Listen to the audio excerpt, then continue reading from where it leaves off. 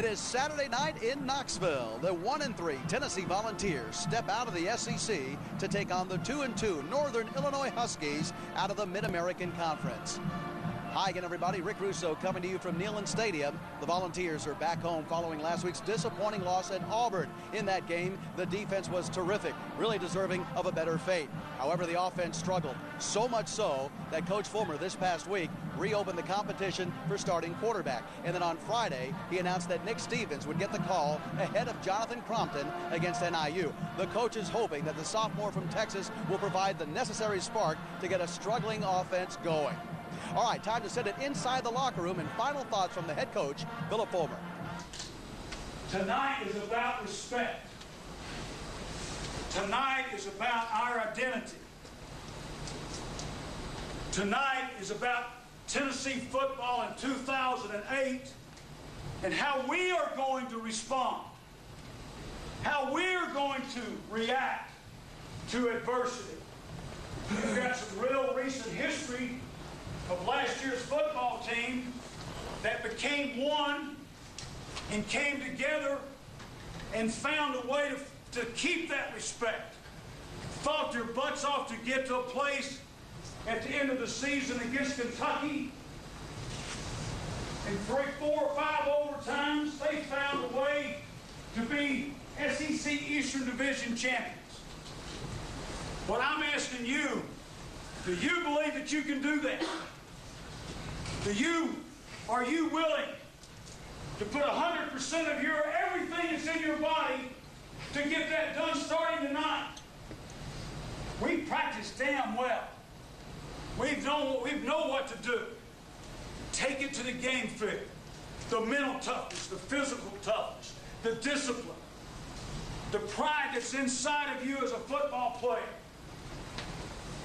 They don't respect you right now. They don't respect that team in the middle of the field. That's them. We're in this locker room. We're coming out there, and we've got to earn their respect, no different than you did when you was a kid running around in the play yard, playing against the bigger kids.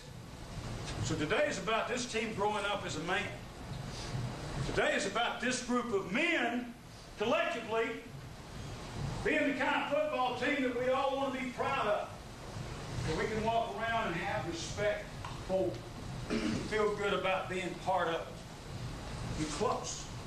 You're really, really close. You're a good football team. We got to play damn good for 60 minutes.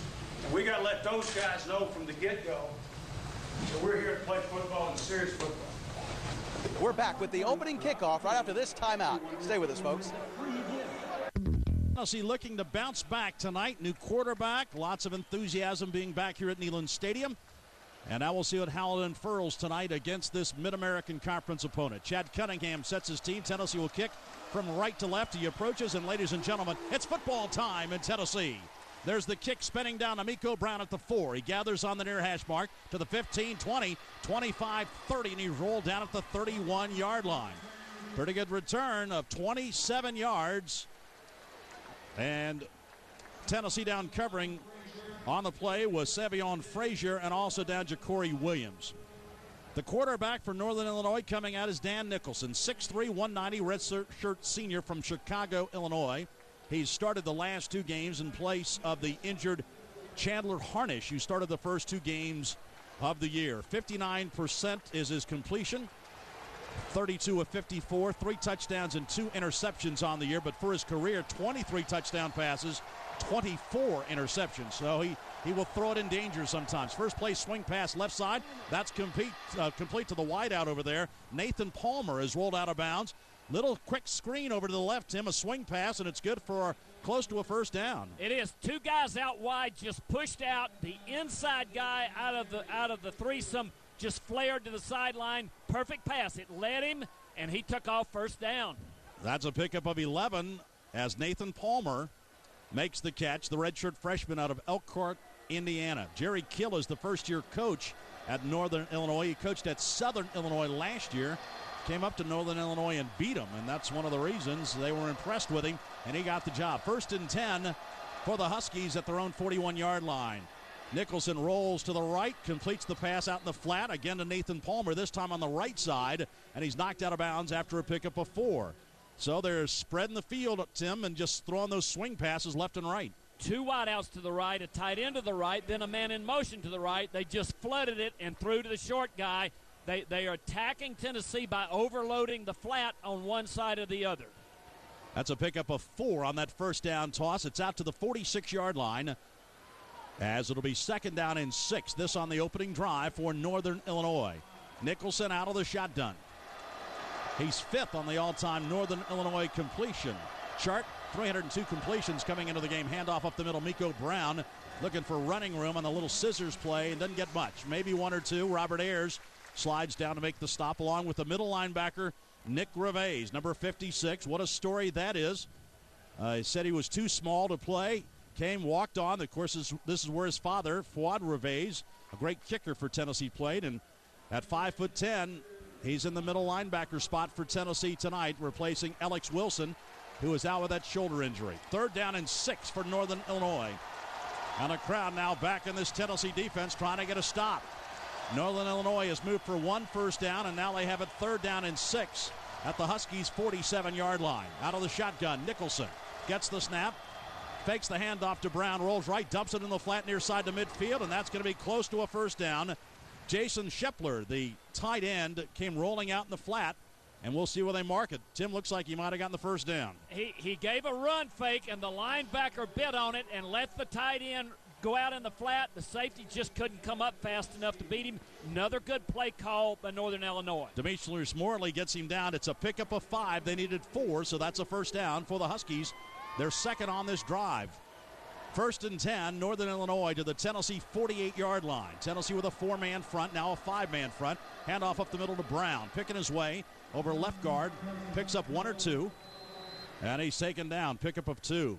Miko Brown's a good story. He's out of Moss Point, Mississippi. Many people thought he was too small to play in the SEC. He's only 5'7", and a lot of teams backed off him, but he's been a very productive back for Northern Illinois. 40 carries, 211 yards coming in to tonight's game. That's a pickup of 3. It'll be 2nd down and 7 for the Huskies into Tennessee territory at the 46-yard line.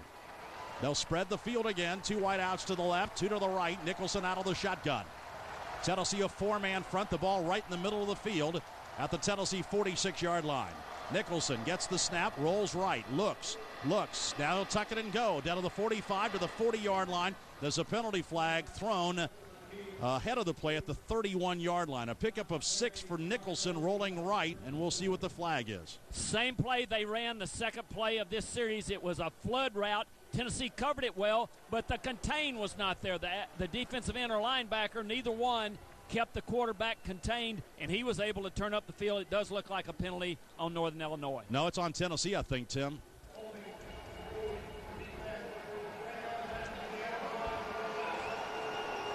So Tennessee 30. It'll be 1st down and 10 Huskies. This drive started at the 31. Well, Northern Illinois has come out moving the football. They've got a good offense. They've averaged 385 yards a game and been scoring about 35 points a game, so they know how to move the football around. 1st down, just shy of the Tennessee 30. Nicholson, 2 backs in the backfield, gives it to the fullback Brown, straight ahead, not much there at all, maybe a yard.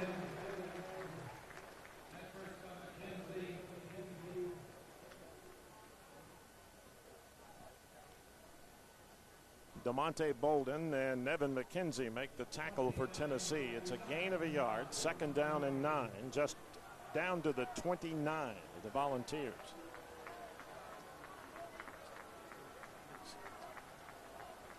Clock moving, 11-10 to go in the 1st quarter. No score, but Northern Illinois is moving the football. 2nd down, 9. Nicholson. Play action, fakes to Brown, throws to the right, incomplete. Over the head of Kyle Scarb, the fullback, who was on a slot right. And defending for Tennessee, D'Angelo Willingham, number 24. It's 3rd down and 9. Yeah, Willingham did a good job staying home. That's a play action pass with man in motion to the right side. tried to get the fullback in the seam there, but he was well covered by Willingham, and he just essentially threw that ball away. That was the first incompletion of the day for Nicholson. He had completed his first 3 for 21 yards. So the Huskies faced with their second third down situation. The drive has already gone 40 and taken over 4 minutes. Cox and Palmer, the wideouts. And now Nicholson requests a timeout. And he'll get it. Timeout, 10:55 to go here in the first quarter. And Northern Illinois faced with a 3rd down and 9 from the Volunteer 29-yard line. Well, and they've got 3rd down and 9. They definitely want to make a few yards here. They want to make 4 or 5 yards to get a better shot at the field goal. As it sits now, it's going to be about a 46-yard field goal. If they can knock 5 or 6 off of that, I'm sure the kicker would appreciate it. Mike Salerno is the place kicker for Northern Illinois. Nicholson, the 6'3", 190 senior. Pretty sharp operator. Yeah, he's a senior. He's played a lot of football. He was a starter last year, had a bad shoulder, and in the offseason had to have an operation and essentially lost his job in the springtime to the guys that were getting most of the reps. They played a guy named Chandler Harnish the first couple of games of this season. I believe he was a redshirt freshman, but he injured his foot. Nicholson steps back in. He's got a lot of experience, and he knows how to run this offense. The Volunteers, as we are set for the 9th play of the drive coming up for Northern Illinois, have one of the best defensive units statistically in not only in the SEC but in the country. In fact, the Volunteers defense is tied for 7th nationally with 8 interceptions. 4 of them came in the first game against UCLA. And you know, what's it tell you about the SEC when the Volunteers are ranked in the top 20 and a lot of defensive statistics, and they're in the middle of the pack in the SEC defensively? Well, the SEC is just unbelievable, and the parity this year too. Ole Miss beat South Carolina. South Carolina beat Ole Miss today. Yeah, it's you've got a lot of good football in the SEC, and it's unfortunately I think we're going to go through a season where they're just going to continue to beat up on each other. All right, here we go. 3rd down and 9. Northern Illinois 1 out of 1 in 3rd down conversions in the game thus far. Tennessee with 3 down linemen. Nico Brown is the standing tailback. Into motion comes Kyle Scar. Nicholson back to throw over the middle. It is going to be tipped and almost intercepted. Marcus Perez, the intended receiver. Morley came up with the football after it was tipped by D'Angelo Willingham. So it brings up 4th down and 9 and a long field goal coming up for Salerno. And Northern Illinois is going in the short side of the field. That's either real tight defense or close to getting a flag, but he didn't get the flag, so Northern Illinois is setting up for a 46-yard field goal try. Andy Dittbrenner will hold for the kick by Salerno from 46, right down the gut. He got the leg into it. It's going to go wide to the right. No good. Salerno misses a 46-yarder, and Tennessee will take over on downs. And Nick Stevens will be on the field at quarterback for the Volunteers. But he got plenty of foot in it. He just pushed it right. And not by a lot. And Coach Philip Fulmer said, it's no good. Now, the most nervous person in this entire stadium has to be Nick Stevens, or is he, Pat Ryan? No, it's his mama. Gotcha. But, yeah, I'd say he probably is. His first start after a very public battle in practice between himself and Jonathan Crompton to see who got the start tonight. He won the battle. He gets a chance. He's never played before. He had a couple, 3 or 4 plays, and that was it. Had 2 plays against, or was 1 for 2 against UAB. But he hasn't had any meaningful playing time. This is it. So, yes, to make a long story short, he's very nervous. Kevin Cooper is the starting fullback for Tennessee. Arian Foster is the tailback. Gerald Jones, Josh Briscoe are the starters. Luke Stocker's the tight end. And the front for Tennessee, of course, Chris Scott, Anthony Parker, Josh McNeil, Jock McClendon, and Ramon Foster. A 10-play drive netted 40 yards for Northern Illinois. And they ate up 4 minutes and 15 seconds of the clock and came away empty. I think it's going to be interesting to see Tennessee's offensive philosophy starting the football game, Randy. You would think, with the experience they have on the offensive line and a new quarterback, that they would probably come out trying to match the football at Northern Illinois. Nick Stevens from Flower Mound, Texas. Played his senior season at Flower Mound, was not highly recruited. I think it was one of those things that Tennessee kind of found him, and then once word got out that Tennessee was looking at him, a lot of other people chimed in, but Tennessee already had their foot in the door, and they got it. And the crowd, though small, is very loud. Foster's the tailback, Cooper the fullback, Nick Stevens first snap as a starter, and Tennessee jumped. Jock McClendon came out a little bit early. Well, that's one of the things you worry about with a change of quarterbacks, especially, Pat, in the middle of the year, is the change of cadence. Well, your cadence is different the way you take the football. I don't think you can really blame that play on cadence, though, because McClendon was the only guy that really fired out the football. One thing I did like about it was he really came off the football. First down and 15. Tennessee's been penalized twice for 15 yards. Stevens. Delay, gives it inside. Foster picks up a couple. Thought that was going to open up for a lot more. He cut to the right, and Northern Illinois reacted very quickly. Bradley Pruitt got to him and made the tackle. Well, it looked like something was going to open up there, but as you said, he cut to the right where he should have cut north, and I believe he would have picked up a lot more yards. He actually gained 3 because of the penalty at second down and 12. 10:16 to go. First quarter. No score. Stevens straight drop. Back to throw. Caught. Gerald Jones makes the reception. Crosses the 30 to about the 34.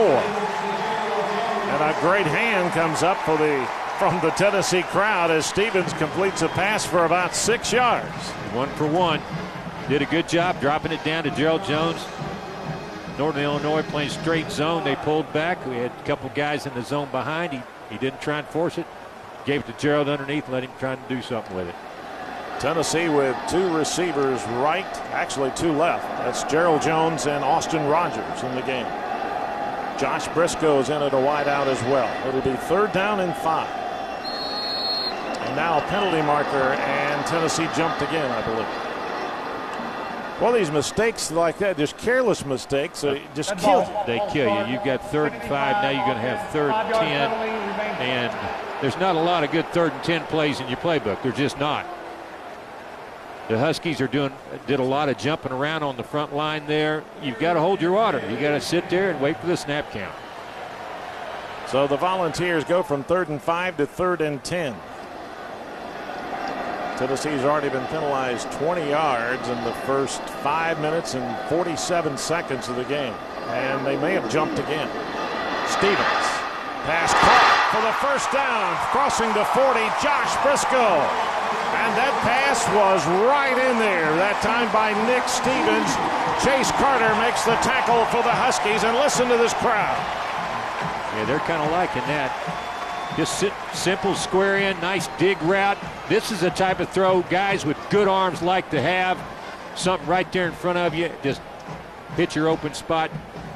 And he hit him right on the money. 14 yards on the gain to Briscoe. First down, Tennessee at the 43.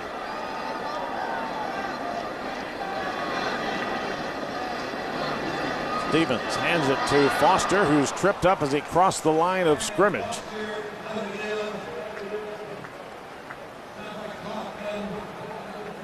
Number 54 for Northern Illinois made the tackle after a gain of a yard. That was Jake Kaufman. Second down and 9. And again, that was a situation that if Foster could have broken it to the outside, he had a lot of running room. There was a lot of real estate out there. 2nd down and 9.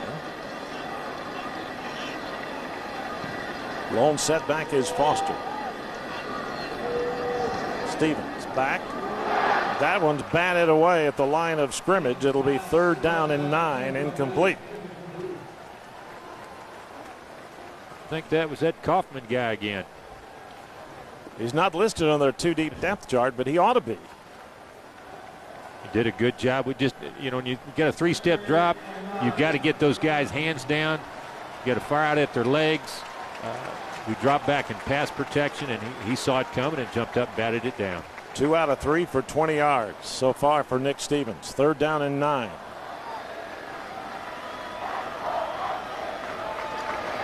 Stevens back to throw, throws it deep, caught over the middle, loose football picked up by Northern Illinois. And it's going to be their football unless they rule it an incomplete pass, but no, it is a fumble by Josh Briscoe. John Trenchatella makes the play after an 11-yard gain that got him the 1st down, but the fumble by Briscoe gives it to the Huskies. Here's a look. Nick makes a nice throw on another dig route. Briscoe gets it in his hands. I'm not so sure that he I don't think it is either. I'm not so sure that that's a catch an incomplete. And a fumble. I'm right there with you. I believe that's an incomplete pass. Yeah, they're going to review it because that would be 4th down and give Tennessee a chance to punt. A lot of real estate is involved in this play. Well, you don't want to give Northern Illinois the ball on your side of the field. That's unfortunate because he was well past the first down yardage. From our angle, initially it looked like he made the catch, but as he came down, he fumbled. But watch the replay. He never had control of that football. I don't think he ever. I think it was in his hands, and the minute there was the defender almost took it away from him. So that tells me he never really caught the football. DeMarcus Grady was the man defending. Here's another look. Well, kind of moved out of the shot, but I don't think he ever had that football. But you know what? They don't really care what we think, Randy. I know they don't care what we think. 7 minutes and 50 seconds to go here in the 1st quarter. No score in your game here at Knoxville.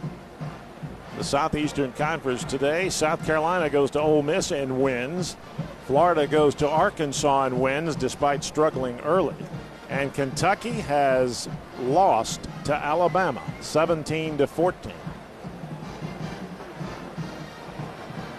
I tell you, Kentucky, my goodness.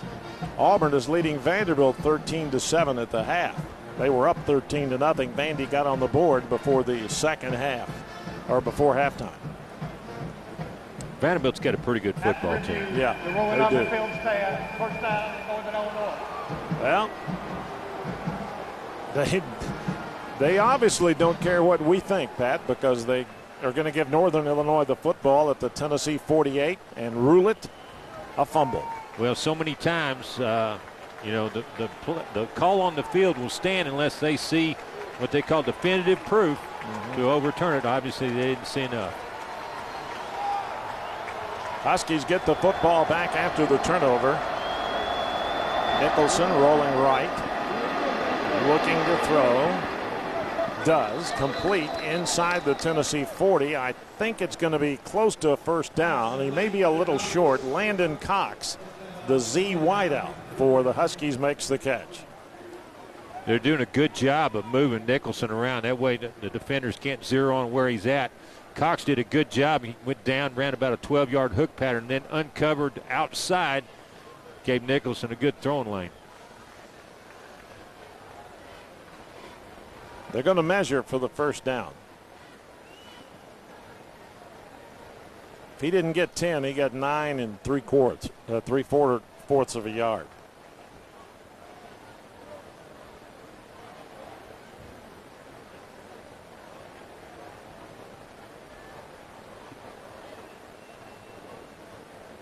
Which it is about a 1/4 of a yard short.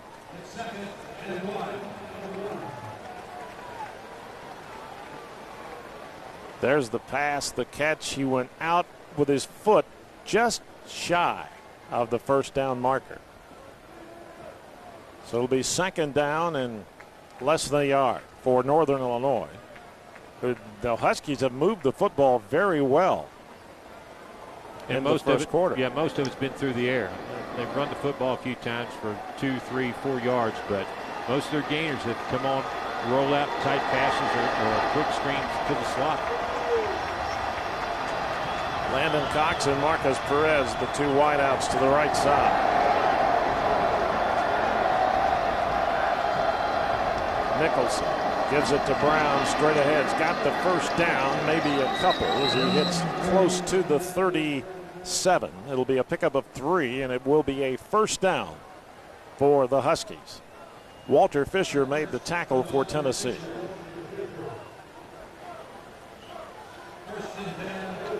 So the Huskies are moving again after the turnover. First downs 4-1. The Huskies just picked up their 4th. Clock moving, 7:18 to go. First quarter, no score. It's at the Tennessee 31.5-yard line. Nicholson barks out the play. Lone setback with him is Brown. Nicholson back to throw. Tennessee had him, lost him, and now they got him. Just shy of the line of scrimmage, Wes Brown and Nick Reveiz back there to get him. It'll be a loss of 3. Well, good initial rush by DeMonte Bolden. Flushed him out of the pocket up in the middle where the other 2 guys could get him.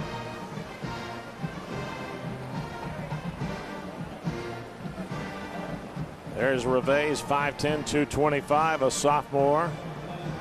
The line of scrimmage just inside the Tennessee 40. It's second down and 13 upcoming for the Huskies.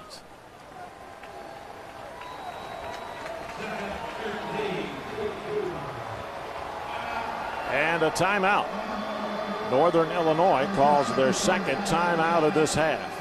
And it comes with 6:21 to go in the first quarter. And they were lining up without a quarterback.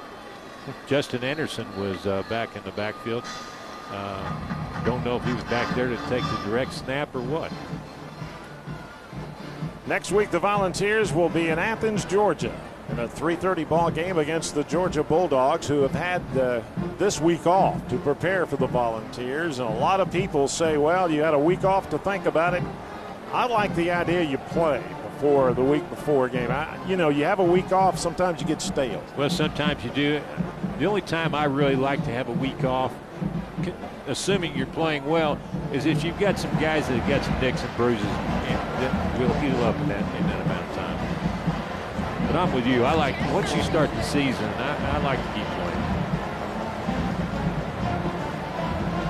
Then, of course, in 2 weeks, the Volunteers are back here to face Mississippi State here at Neyland Stadium as they jump head first into that SEC schedule.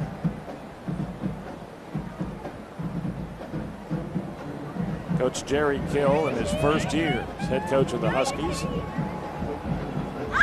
Appalachian State. She had an Appalachian State tie-dyed T-shirt. She's in the wrong stadium. The wrong ballpark. Yeah, wrong ballpark. Well, you know, one of the assistant coaches down at Appalachian State is Dale Jones, who's one of the most popular Tennessee players to ever play here. He's been there with Coach Jerry Moore for, I think, 10 years. Yeah, he's been there long. He loves it there. Yeah. He's had plenty of opportunities to move, but likes his situation, and to this point, decided to stay. Well, that situation's been pretty good to him. He's won 3 national championships in a row at App State. Tennessee's defense has only given up 16 points off of a turnover by the offense. And the offense has given the other team a lot of opportunities to do just that. All right, second down and 13.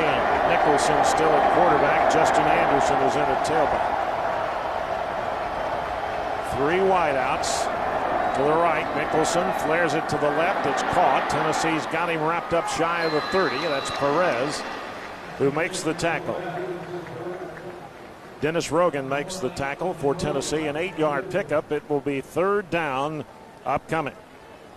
and they're about at the same spot on the field as they were on their last drive with 3rd and 5, 3rd and 8 yardage. It's 3rd down and 5. It's at the Tennessee 31. And statistically and time-wise, the Huskies have dominated this first quarter. Tennessee has had 1 possession, made 1 first down. Big play here, 3rd down. Nicholson rolling right. Tennessee's chasing. Throws it. Pass is caught. A penalty marker's dropped back at the line of scrimmage. Landon Cox was the receiver, but let's see what the flag is about. I think it may be on Tennessee. Yeah, that's a late hit on the quarterback. Yep. Couldn't tell who that was. DeMonte Bolden. Like DeMonte Bolden. Yeah, that's. It wasn't a vicious hit, but it was late, and you just can't do that. Well, it cost him 15. Yeah, Nicholson did a good job rolling out, finding his guy on the sideline. Receiver, again, did a great job. It was man coverage, did a good job of uncovering back to the outside, giving Nicholson a good throwing laying out to the sideline. First down, Northern Illinois. They move the football all the way down to inside the Tennessee 11-yard line. 4 penalties in the first quarter for 35 yards against Tennessee, and we've still got over 5 minutes to play in the quarter. Nicholson brings his team to the line. First down. And the Huskies can get a first down without scoring. Empty backfield. Nicholson fakes, keeps it, got a block. Tennessee's got him back at the 13. That's going to be a loss of 2. Eric Berry back there to get it.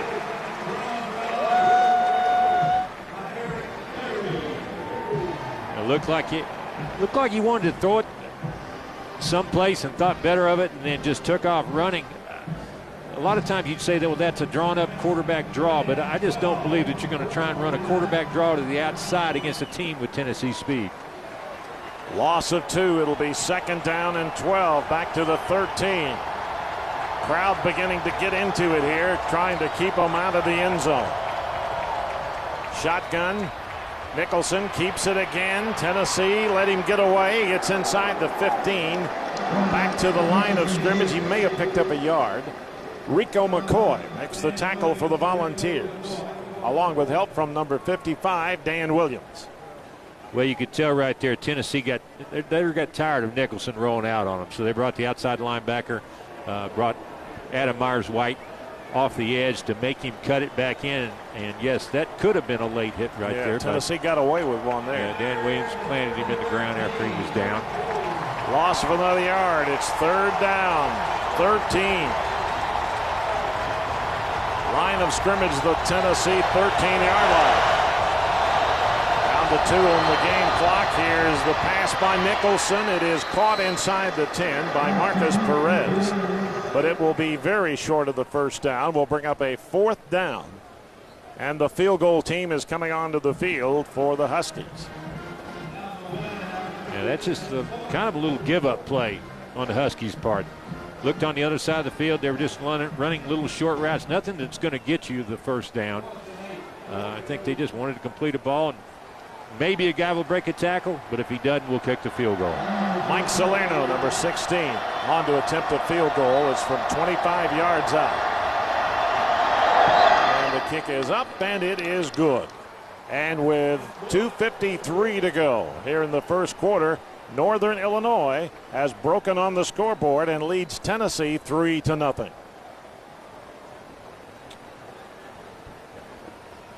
The Volunteers, of course, turned it over to them right near midfield, and then they drove down and got the field goal by Salerno with the help of a couple of costly penalties. Yeah, turnovers and penalties will kill you. As the season, so far this season, Tennessee's averaging about 65 yards in penalties a game, and that is almost dead last in the SEC, or worst in the SEC, however you want to put it. But you can't turn the ball over and give other teams the football on your side of the field. Now, you can't really blame anybody on that last turnover. It was a good pass. Looked like a fairly decent catch, and he just got stripped. You still can't have that happen. Back deep to receive for Tennessee, Rogan 41, Lennon Creer number 3. And kicking it will be Salerno, who just kicked the field goal for the Huskies. 2:53 to go first quarter, 3-0 Northern Illinois with the lead.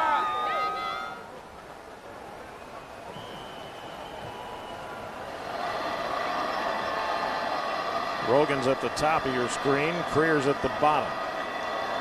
A 10-play drive and a 9-play drive for Northern Illinois. Creer in the end zone, about 3 yards deep. He's coming out. Gets into trouble, crosses the 15, should have stayed in there. So Tennessee's not going to get good field position, as they will take over first down and 10 at their own 15-yard line. David Bryant made the tackle for the Huskies. 9 plays, 40 yards. They ate up almost 5 minutes of the clock, and it resulted in a 25-yard field goal by Salerno.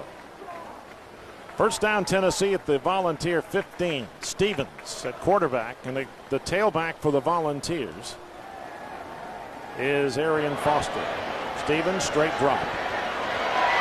Pass is dropped into the hands of number 1, Brandon Warren. He dropped it. It'll be second down. Just a straight ace formation, 2 tight ends, 2 wide outs. Short drop. You got an inside route and an outside with your tight ends. He put it right on the money to Brandon Warren. We want to see Brandon Warren out on the field. We want to see him with the football in his hands, but the first thing he's got to do is catch it. Yep, can't run with it if you don't have it. Denarius Moore is in at a receiver spot for Tennessee, along with Gerald Jones and Austin Rogers. Lone setback behind Stevens is Foster. 3-step drop, Stevens, pass caught. Rogers out to the 25. He's got the first down, I believe. He picked up exactly 10, maybe 11. Austin Rogers, who was Tennessee's big possession receiver a year ago, makes the grab. And that's a good throw. I tell you, that ball came out quick. Trenton Tatella was right there ready to make that play, but Nick got it out of his hands just in time to fit it in on the outside to Austin Rogers for the first down. Second first down of the game for Tennessee, 2:19 to go. Tennessee's only run 8 offensive plays. Stevens, quick drop again, pass caught. Denarius Moore out to the 31. That's a pickup of about 5. Moore, the 6'1" sophomore wideout. He stayed in bounds, and the clock moves under 2 minutes. But regardless of the score of the game, you've got to like what you've seen from Nick Stevens to this point. He looked confident. He's dropping. He's getting the ball out quick and throwing it pretty accurately. Second down, less than 5. Stevens straight ahead to give to Foster. Not a lot of yards. Chase Carter makes the tackle. He's going to be shy of the first down. He picks up 3. It'll be 3rd and short.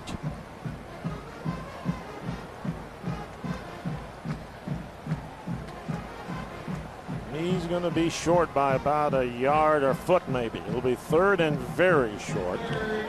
Just inside of a yard.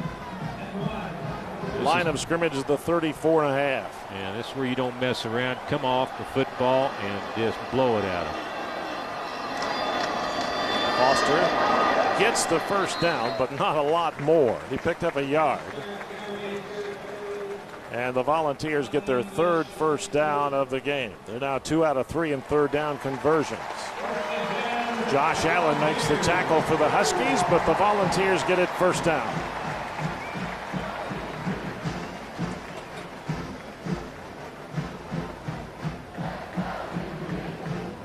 Under a minute to go, first quarter. Northern Illinois leads it 3-0.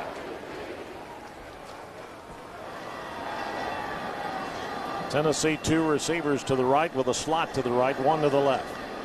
Stevens rolling. Pass caught at the 40. Caught by Austin Rogers. He picks up maybe 6. 5 or 6 for Rogers. We'll see where they mark the football. Allen and DJ Perkle make the tackle. Pick up a 5. A little bootleg out to the right. Rogers just goes up 5 yards and stops. They're playing zone defense, drop back to the inside receiver, and Stevens just threw it out to him. You know, Austin Rogers has been the forgotten man this year. He caught 56 balls last year, and this year up to this ball game had only caught 2 footballs. So I'm sure he's enjoying a little resurgence himself. That's the end of the first quarter. Northern Illinois with a 3-0 lead, but the Volunteers are moving. And when play begins in the second period, the Vols will have it at their own 40. It'll be a second down and about 4.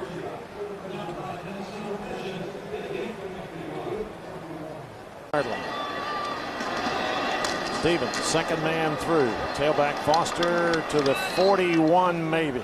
Not much. Tackle made by Corey Hansen. No gain. Tennessee with 9 rushing yards in the first quarter.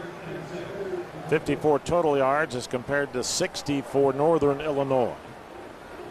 The offensive plays 17-12, but look at the time of possession, almost twice.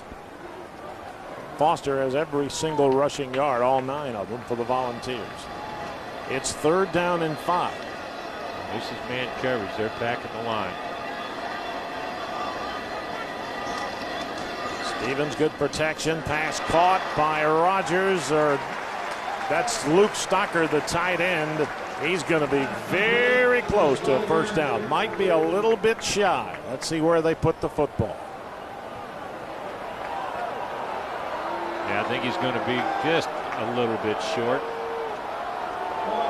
And Tennessee's going to punt it away. Chad Cunningham comes in to punt, and the Volunteers fans let them know they should have gone for it, according to them.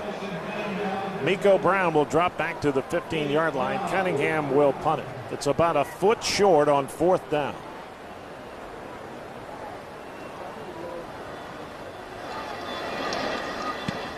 Cunningham gets it a fairly low kick, signaling for a fair catch is Brown at the 17-18-yard line, and Northern Illinois puts it in play. First down and 10, 13:25 to go in the first half. A 37-yard punt that time for Cunningham with no return for the Huskies. Well, Tennessee's doing a pretty good job of moving the football. They're throwing it well, but they're going to have to get a running game going, Randy.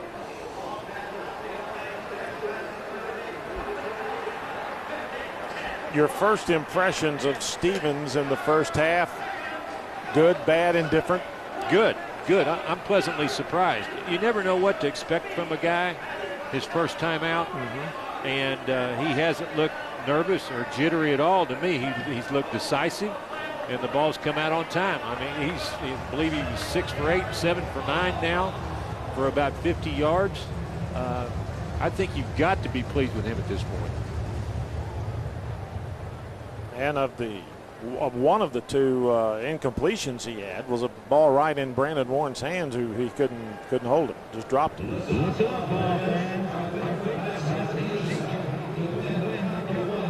Going into this game, he was 1 out of 2, but that one was complete for 42 yards. That came against the UAB Blazers in the second game of the year. The Volunteers' first 2 possessions have resulted in a fumble and a punt. And that 42-yard pass was to Brandon Warren.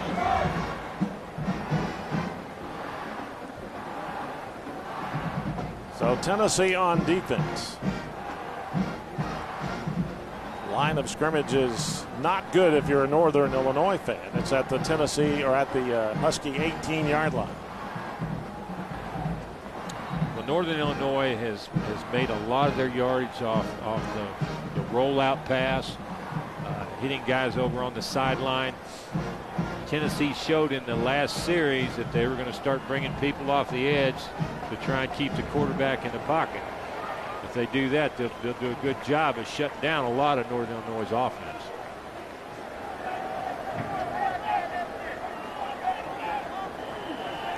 All right, here we go. Nicholson in there. Anderson is the tailback. I think he's the quarterback. He may be. Direct snap to Anderson, takes it. Tennessee's going to get him, but not before he picks up 6 or 7 yards. Right up the middle. That looked like the G-gun package. By the way, do you expect to see that tonight? We'll see the G-gun. You can count on it. I was at practice a couple days this week, and they spent quite a bit of time working on the G-gun. So you don't spend 15 and 20-minute periods on something and not use it at all. Yeah. A gain of 6. It'll be second down and about 4.5, 5. Nicholson back in there at quarterback, and Anderson moves to tailback. Pass well thrown. Caught near the 26. It'll be shy of the first down. Catch by Reed Cunningham, the tight end. Dennis Rogan put a hat on him, and not much of a gain. Well, that's a throw that you're a quarterback, doesn't make you many friends in the receiver group. That's a double zone type coverage, and he's got a guy coming out of the slot with his back to the cornerback, and you throw it to him. That's a kill shot waiting to happen. Gain of about 3. It'll be third down and 2 at the 26.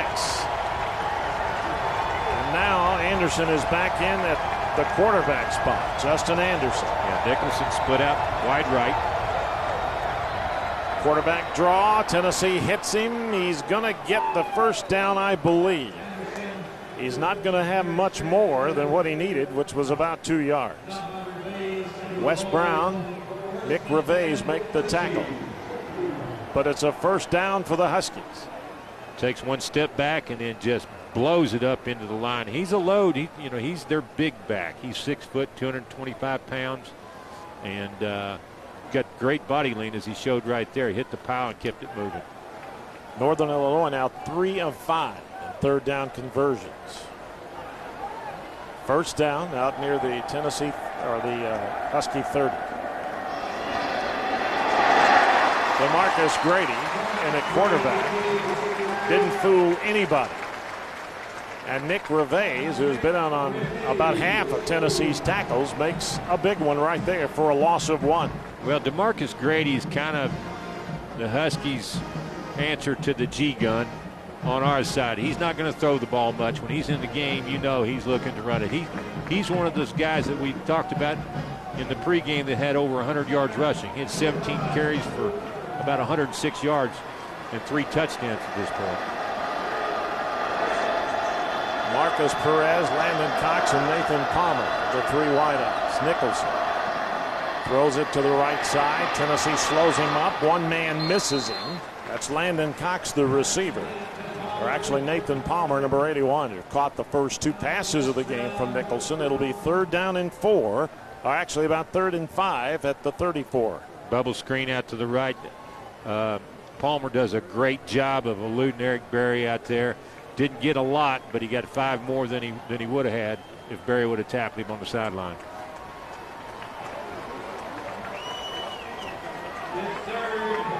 Third down, 4. This is where Tennessee, they played good defense this year, but they have struggled to get off the field at times. They need to stop right here. Nicholson hands it to the tailback. Actually threw a pass. A flag is thrown. Reed Cunningham makes the catch. And again, that misdirection right there fooled me and the camera guy and everybody else. Eric Berry makes the tackle, but let's see what the flag is about. I think they called holding on the first tight end, or not on the tight end, but on the defender. That looks like what it was. That was a 2 tight end formation with a bootleg right. The tight end to the right of the formation was being held up. He hit the one coming in behind. It was an 18-yard pickup to Cunningham. Holding, number 84, defense. That penalty's declined. Dolphin plays first down. Yeah, I think they got Chris Walker on the right side. Watch the right tight end here. Well, we can't see it. Tell you what, Northern Illinois looks like a pretty good football team. They're into Tennessee territory now at the Volunteer 48. They have a 3-0 lead. They've dominated the clock. Well, the MAC teams know how to move the football around. It's an offensive league. Anderson again, the quarterback draw. Tennessee chases him. This time they drop it. Nowhere to go for Anderson. Nevin McKenzie wraps him up, and it's a loss on the play.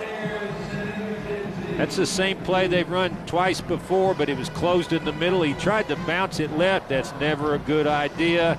McKenzie does a good job of closing on him and putting a good hit on him on the outside.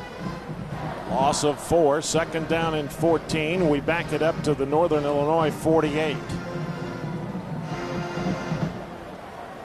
Nicholson back in at quarterback. 2 receivers right, 1 left. Tennessee showing an umbrella defense.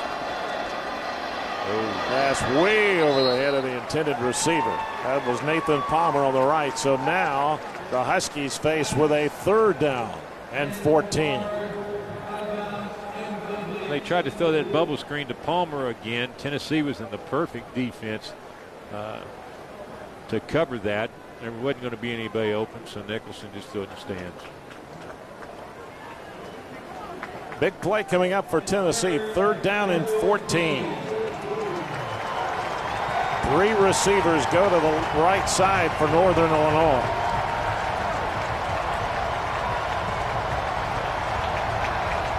So far, the Huskies 4 out of 6 on 3rd downs. Intercepted. Tennessee picks it off.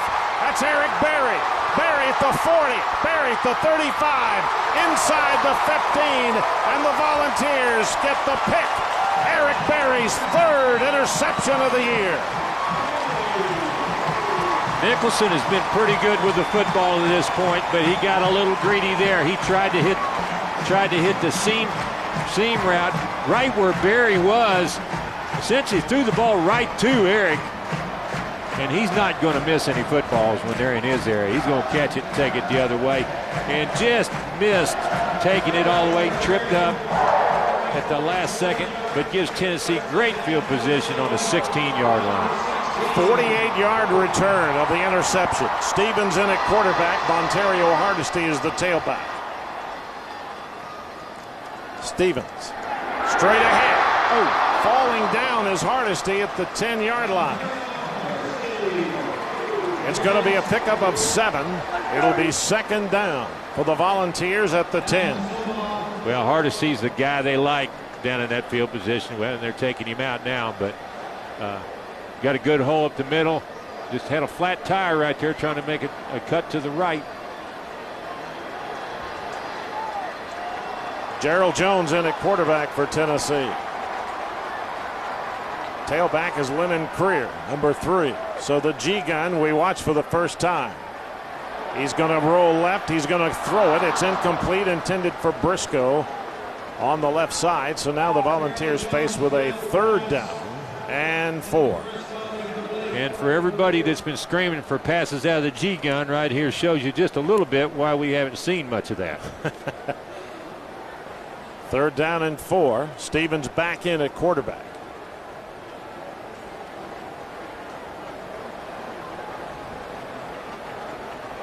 And this place was electric when Berry picked that pass off and returned it 48 yards. Hardesty's the tailback. He's back in.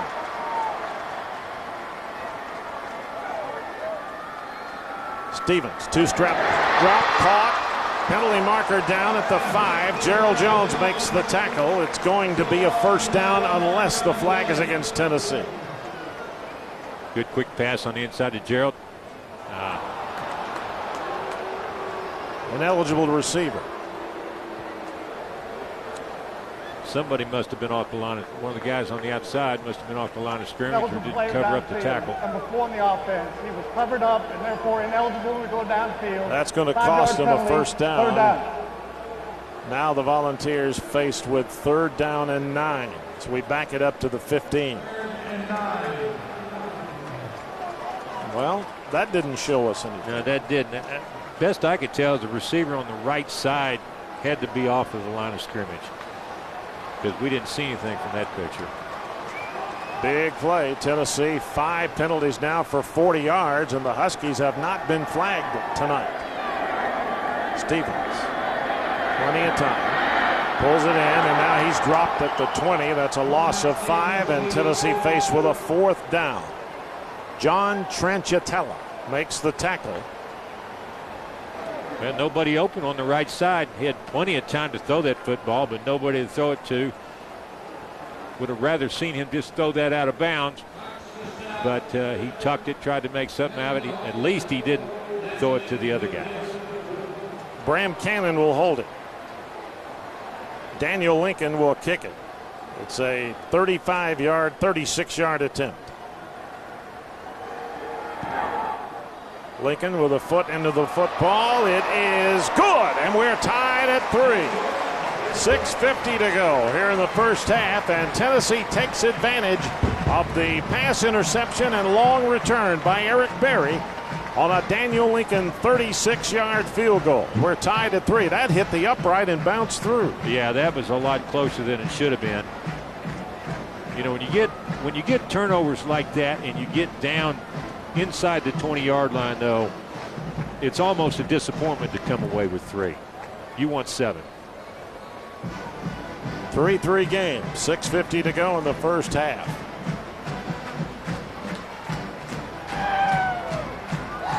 You know, you look at the game that Nick Stevens has played, which, as you said, is very good, but Tennessee still not scoring points. They're not scoring points. They're bogging down. You know, you said it yourself, Randy. Penalties. Yeah. Penalties are killing them. Penalties are hard to overcome best at times, but when you got a young quarterback and you're trying to, you know, keep things nice and neat for him, the last thing you need is you know, have a 3rd and 5. Next thing you know, the guy jumps in 3rd and 10 because that's just hard to pick up. A lot of time left in this quarter. 6 minutes and 50 seconds. The Volunteers finally on the board on a 36-yard field goal by Daniel Lincoln. I tell you what's kind of disappointed me to this point is I think they're getting all they can ask for out of Nick Stevens at this point. Yeah.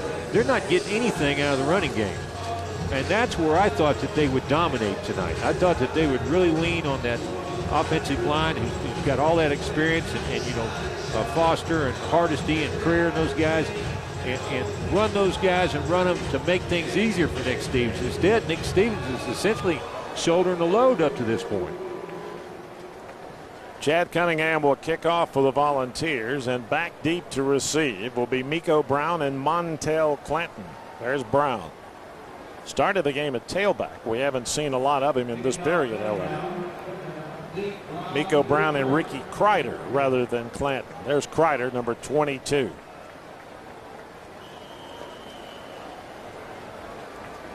Cunningham to kick. 3-3 game.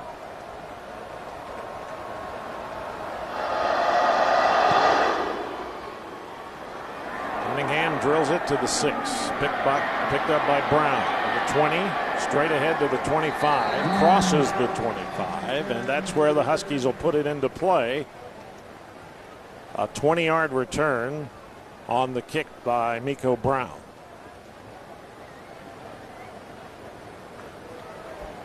South Carolina beat Ole Miss 31-24 today.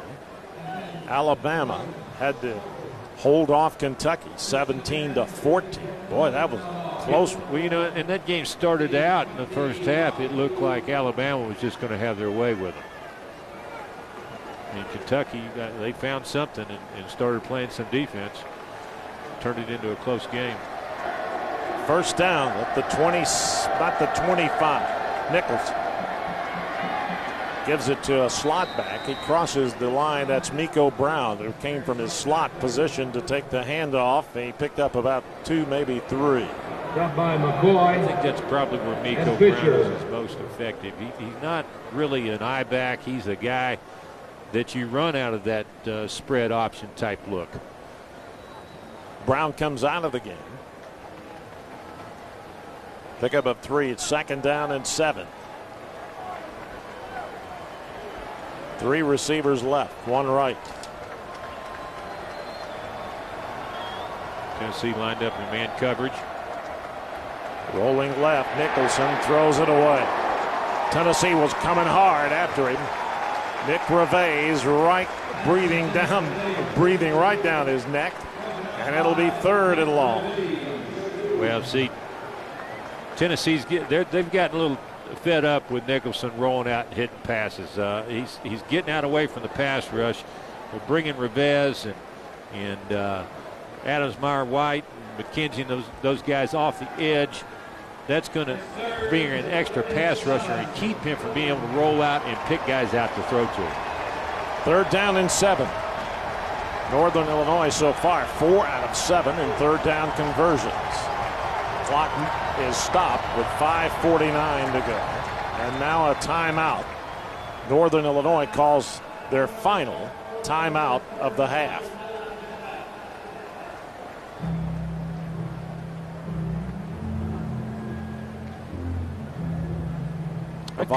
Go ahead, Pat. I couldn't tell. Was the play clock, was he running out of time? Because I couldn't understand why he would call a timeout immediately after he got out there. I'm not sure. It's fine. You know, the game clock had stopped with the incompletion, but. Well, there's your interception. Yeah. Tried to run a seam pattern, and Tennessee sat Eric Berry down in a short zone. And the best I can figure is Nicholson just didn't see him because he threw it right to him. And that led to Lincoln's field goal. Coach Fulmer looks a little shell-shocked like that one. He needs one to go in straight down the middle from about 45 yards. He needs a couple of quick touchdowns. Yeah, heck with a field goal. He needs touchdowns. Yeah, he does. He does. He does. Third pick this year for Eric Berry. Well, as I said, Eric Berry, if you throw it in his area, especially right to him, he's not going to drop it. He's one of those defensive backs that smells the football, and he likes the taste of it too, so he's not letting it go. Third down and 7 upcoming when we ever get back out on the field.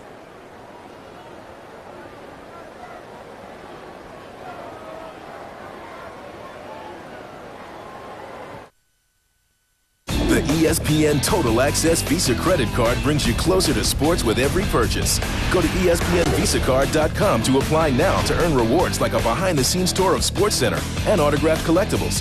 Plus, use our exclusive ESPN Sports Concierge to get tickets to games, meet your favorite athletes, and schedule private stadium tours.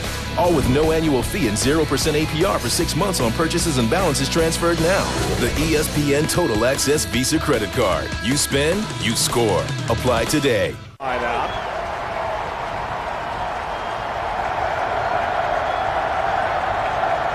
Perez is a wide out to the left. Here's Nicholson back to throw. Plenty of time. Throws it. Knocked down.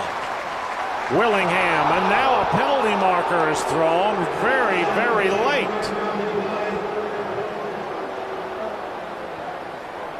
Well, he's going to have to. He's getting Willingham.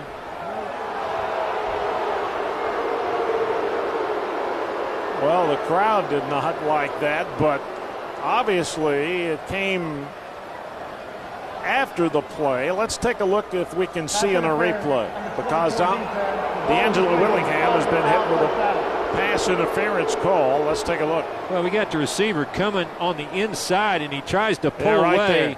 And he's held. Yeah, he held it before the ball got there. Watch right here. Yep. Greg Turner, the intended receiver. It's a first down out to the Tennessee 38. Nicholson. This is DeMarcus Grady, the quarterback, still on his feet. Steps out of bounds at the 40. He gained 2, and that's it.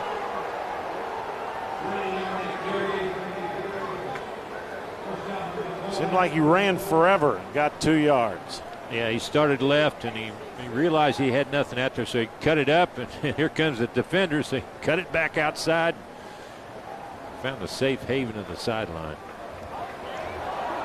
Gain of 2, second down 8, 5:33 to go. Boy, penalties have just killed Tennessee tonight.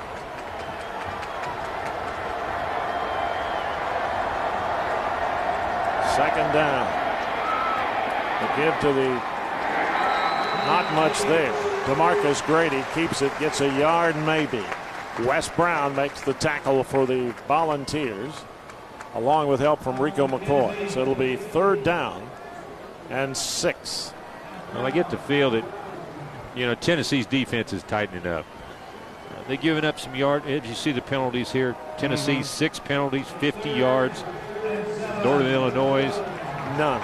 Nothing. Third down and about 6.5, maybe 7. Grady's still in at quarterback.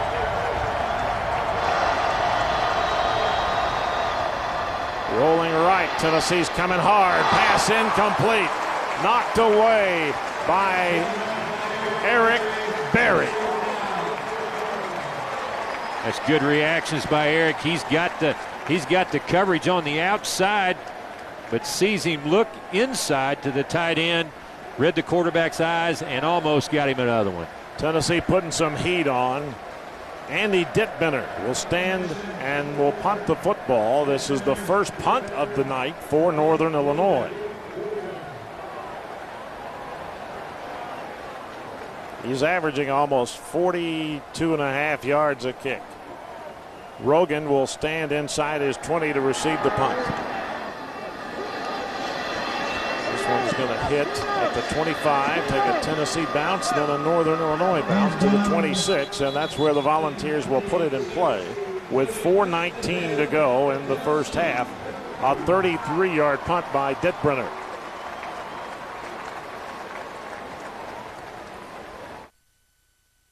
The ESPN Total Access Visa Credit Card brings you closer to sports with every purchase. Go to ESPNVisaCard.com to apply now to earn rewards like a behind-the-scenes tour of SportsCenter and autographed collectibles. Plus, use our exclusive ESPN Sports Concierge to get tickets to games. Preferably on the ground. Stevens still at quarterback. Quick drop. Pass caught and then dropped. Gerald Jones had it in his hands and dropped it. Yeah, it would have been a pretty good catch. I believe the ball was just a little behind him. Look here, yeah, the ball's behind. That's a tough catch when you're coming from inside out and have to turn back and catch that ball behind you. Nick needs to lay that ball out in front of him. 2nd down and 10. And Vanderbilt has come back to take a 1-point lead over Auburn, the third. How about that? Handoff, tailback Foster, up the middle, first down, crossing the 40. Arian Foster hit that hole quickly and picks up 16 yards on a Tennessee first down. Well, and it was a good hole, and he hit it and took it north and south. He was only a step or two away from breaking that one the whole distance as well. 4 first downs now for Tennessee. First down, line of scrimmage, the Volunteer 42. Stevens gives it to Foster. Busts it out to the left side, crosses the 45, picks up about 3, maybe 4. Tim McCarthy makes the tackle. And it was a good one, too. McCarthy, he's their guy in the middle. You know, if you want to look at who their playmakers are, McCarthy is the guy that they look to. It'll be 2nd down and about 6. 81 yards rushing, or 81 yards total offense for Tennessee so far. I was going to say, I missed a lot of those rushing yards. We had 81. Delay handoff. Foster loses a yard. And good play by Sobel coming up and filling the safety. Looked like Foster had a little something on the left side, but the safety came up really quick, filled the hole, forced Foster to go to the outside, and there wasn't anything there. So now the Volunteers faced with a 3rd down and 7.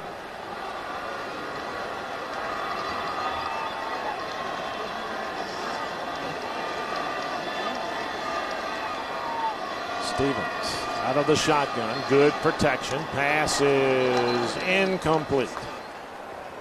Gerald Jones, the intended receiver. With 2:25 to go, it's 4th down and 7. Tennessee will punt it away to the Huskies.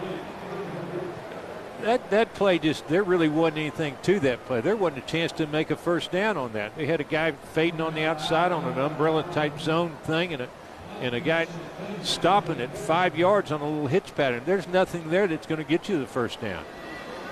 Chad Cunningham will punt, standing at his 30. Miko Brown stands at his 15 and will return it. Cunningham knocked to the ground. They actually partially blocked this football. And the line of scrimmage is going to be the 45. Well, they knocked Cunningham down. A 10-yard punt in terms of how far the ball went. Well, it took a long time to get that ball off, and not only that, the snap took a long time to get back there. I don't know who hit the ball, but there were, if he didn't get it, there were 3 other guys there waiting to get it.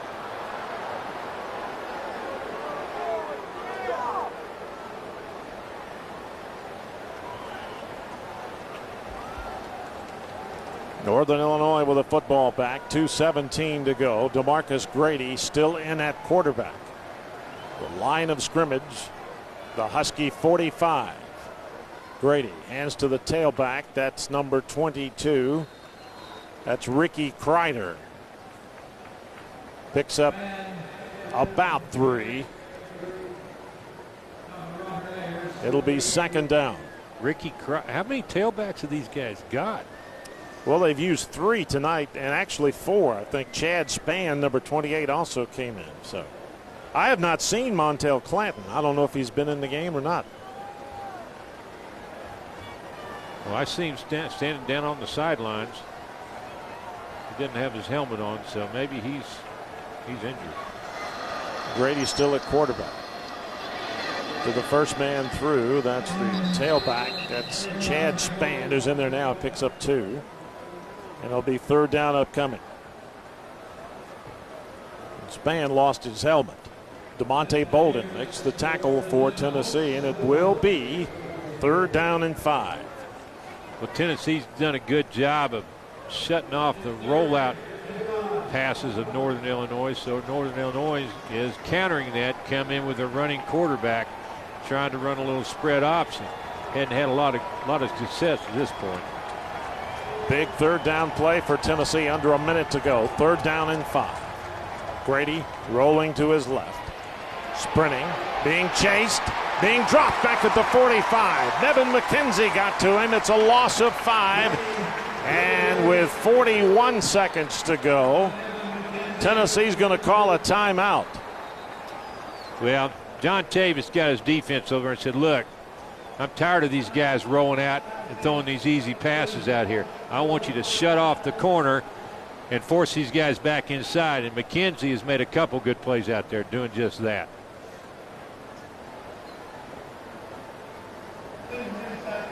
There's Coach Chavis on the right. Those two guys have been together for a long, long time.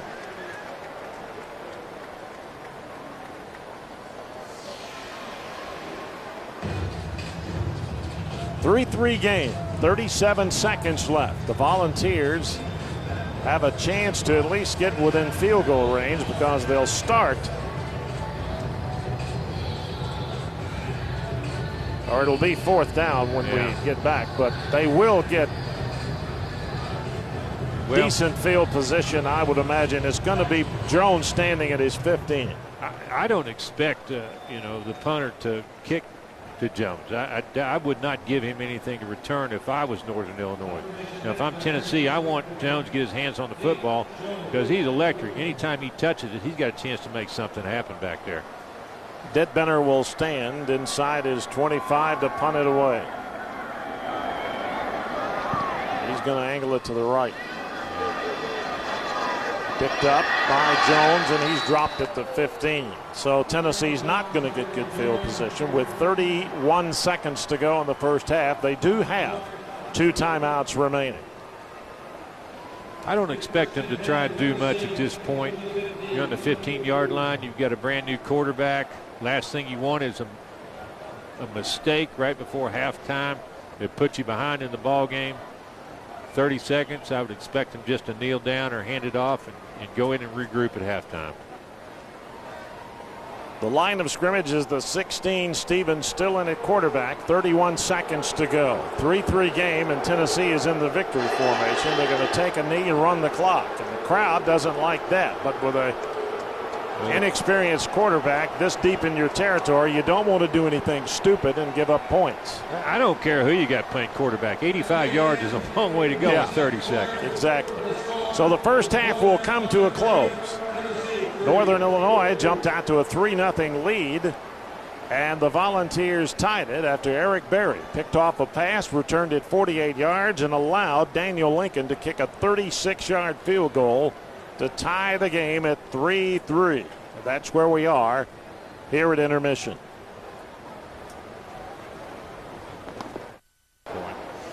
Dennis Rugen and Lennon Creer. This is Creer at the 1. Up the middle. Creer. There's a seam, but he's dropped from behind, just crossing the 30-yard line. And I tell you something, Pat, he was one step away from going all the way to the house. He was, because the only guy left to tackle him was going to be the kicker, and I got to believe that Creer would have given him the little shake. So the Volunteers will take over. First down and 10 at their own 31 following the 30-yard kickoff return by Lennon Creer, and Nick Stevens is still in at quarterback. Arian Foster is the tailback behind him. Tennessee looks like they might try to run the football. Penalty marker goes down. Foster's dropped for about a 3-yard loss. Brandon Bice makes the tackle. It's a loss of 4. But let's see what the flag's about. Offsides against Northern Illinois, and that, my friends, is the first penalty of the game against the Huskies. Well, I thought they did an awfully good job of attacking the line of scrimmage.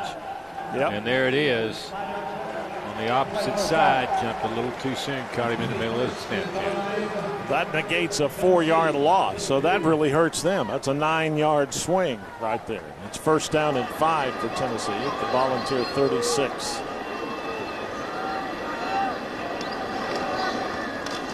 Play action. Stevens steps up, throwing the home run ball. Got Jones at the inside the 25 to the 23.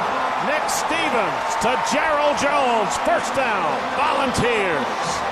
Oh, if he just had a second more time, or happened to see it just a second earlier, he makes a nice step up, and that's a strong arm right there, because that's not stepping into a ball at all. That's just throwing it. If he gets him another 5 yards out in front, Gerald Jones is taking that to the checkerboard. Bradley Pruitt was defending. 42-yard pickup. First down at the 22. Stevens hands it to Foster. Foster breaks right inside the 20, down to the 16, to the 17-yard line. It's a gain of 6. You know, the play action did what it's designed to do. It pulled the safety out of center field, gave Gerald Jones the whole middle of the field to work, and gave Nick a good area to throw the football. And with that carry, Arian Foster is now 4th on the all-time rushing list at Tennessee, 2,686 yards. Second down, 4. Gerald Jones in at quarterback. The G-gun package for the second play of the evening. Straight ahead to Foster. Not much there. He got back to the line of scrimmage. Tim McCarthy in the middle at the linebacker spot said no. Well, you know, the problem with the G-gun or any offense of that ilk is that, as you see when we line up in it, Northern Illinois, they've got 8 guys in the box. And unless you're just dominating up front, it's hard to run against 8 guys. Third down. A little over 5. Foster's still in. Stevens back in at quarterback.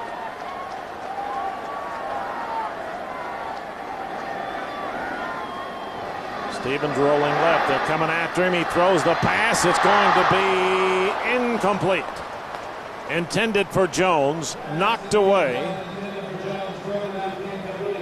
And the field goal unit coming on for Tennessee. Mike Sobel from his strong safety knocked it away, but they were putting some heat on Stevens. They were putting some heat. He had a deep drag to Jones coming from the right to the left side in behind the clear out of Austin Rogers. He just couldn't set his feet and throw that ball in there.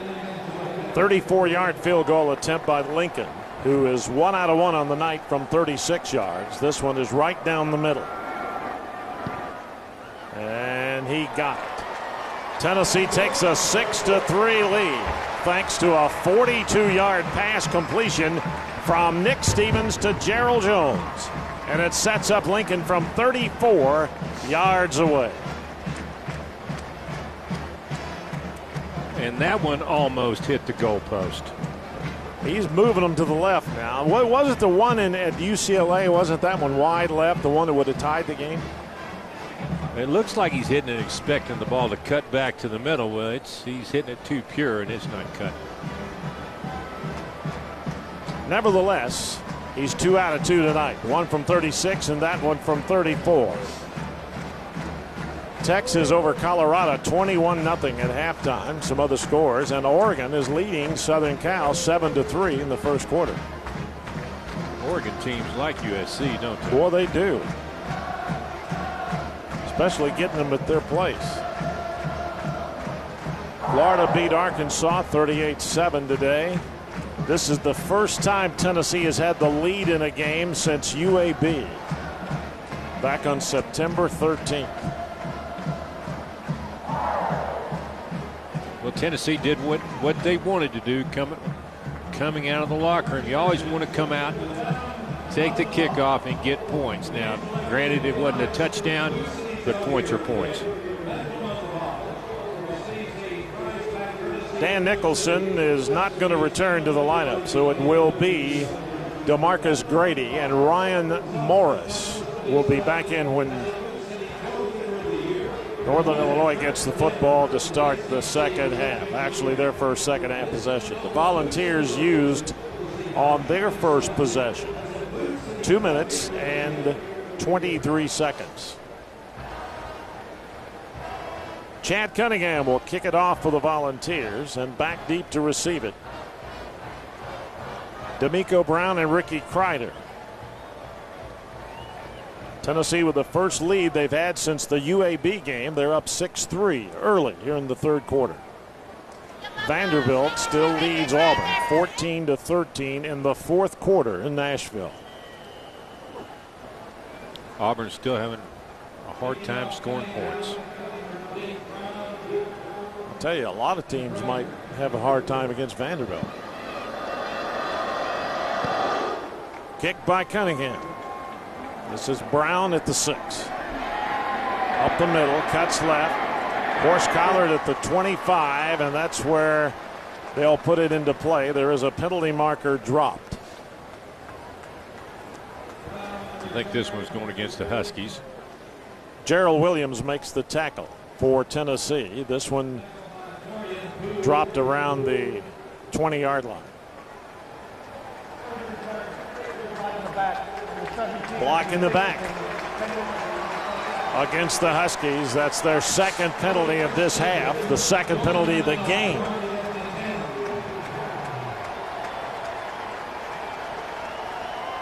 That starts them in a big hole. First down and 10, just over their own 10-yard line. DeMarcus Grady is in at quarterback. Now the Tennessee crowd getting into it. Tennessee with a 6-3 lead. Well, DeMarcus Grady has been their running option at quarterback to this point. Hadn't thrown the football very often. Grady, keeper, a little seam, good yardage, bounces off a couple of guys, crosses the 15, picks up about 6. Robert Ayers follows him and makes the tackle for Tennessee, but it'll be second down upcoming and a pickup of about 6. It'll be 2nd and 4. See, that's just essentially a sweep, quarterback sweep left. And it's going to be a long half for DeMarcus Grady if that's what Northern Illinois plans to do. Just run him time and time again because he's going to get beat up. 2 receivers right, 1 left. Lone setback is Miko Brown. They give it to Brown. Nowhere. Nothing. And it'll be 3rd down and at least 4. Actually, he's going to lose a yard back to the 15. Robert Ayers makes the tackle. Well, they're going to give him a yard. So it'll be 3rd down and 3.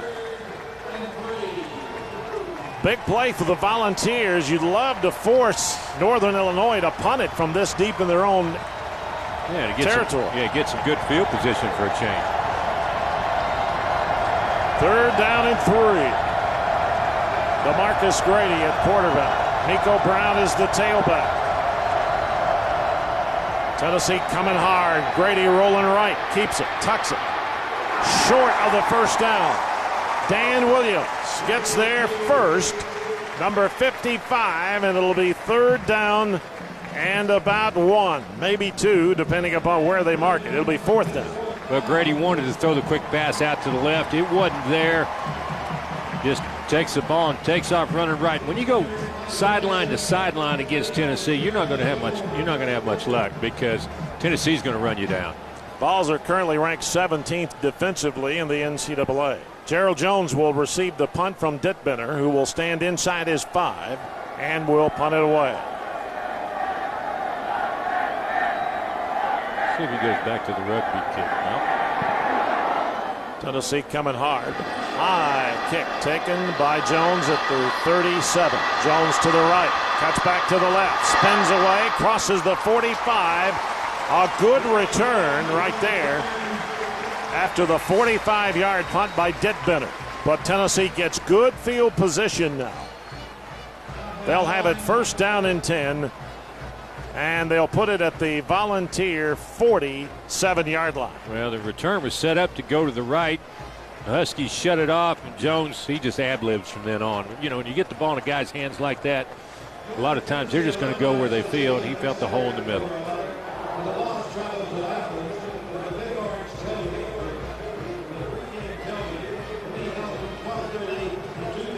Nick Stevens is back in at quarterback, but we have a timeout, so I would imagine he's going to walk to the sideline, talk things over with his coaches.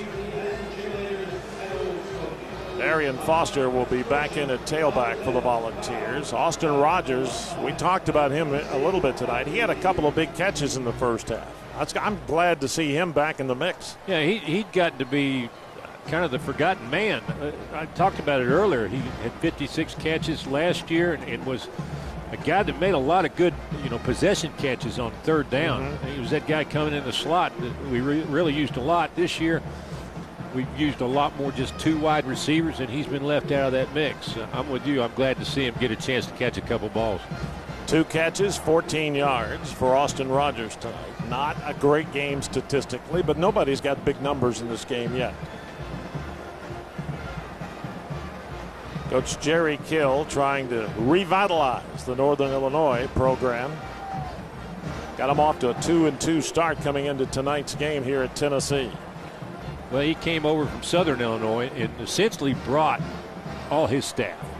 And it's a bunch that has been together the most part going on 10 years. So there's a lot of experience in that group. They come in taking over the Northern Illinois program, and they're probably just getting these guys to buy in and to get used to their way of doing things. All right, we're ready to go. Exactly 10 minutes left in the 3rd period.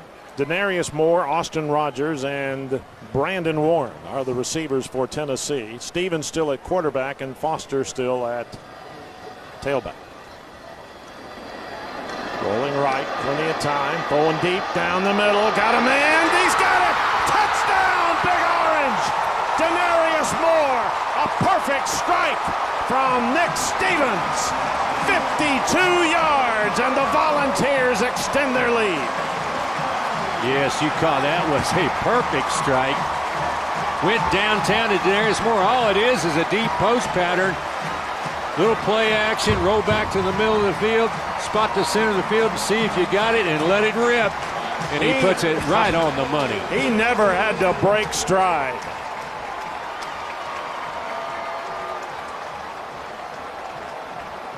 Daniel Lincoln to attempt the extra point. 9:49 to go. And the kick is good. And the Volunteers now lead it 13-3 over Northern Illinois. Just a perfect throw and a perfect route. Had to lay it up over the top, but he's got the arm to do it. The free safety vacated. And when the free safety vacates, if you got his arm, that's where you let it rip to. And as you said, Randy, hit him dead in stride. That, my friends, is the prettiest play I have seen offensively from this football team all season. Oh, definitely. Maybe that finally broke that glass window or whatever, get off the snide, and now that you can loosen up and start making some plays. Because quite frankly, we hadn't made many plays in the last few games. So, Nick Stevens, he's sitting over there. They looked at the sideline. Here we go. Stevens stats here, 10 of 15, 149 yards, long of 52, which I assume that was that play. Right. 1 touchdown. But he's sitting over there. He looked at the sidelines, put his hands up, said like, "Hey, how you like me now?" And I think they like him pretty good so far.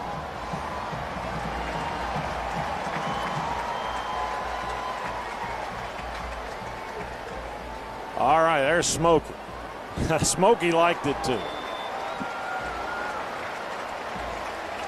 I think Smokey could care less about that touchdown pass. No, I think it probably got a little too loud for Smokey. Yeah.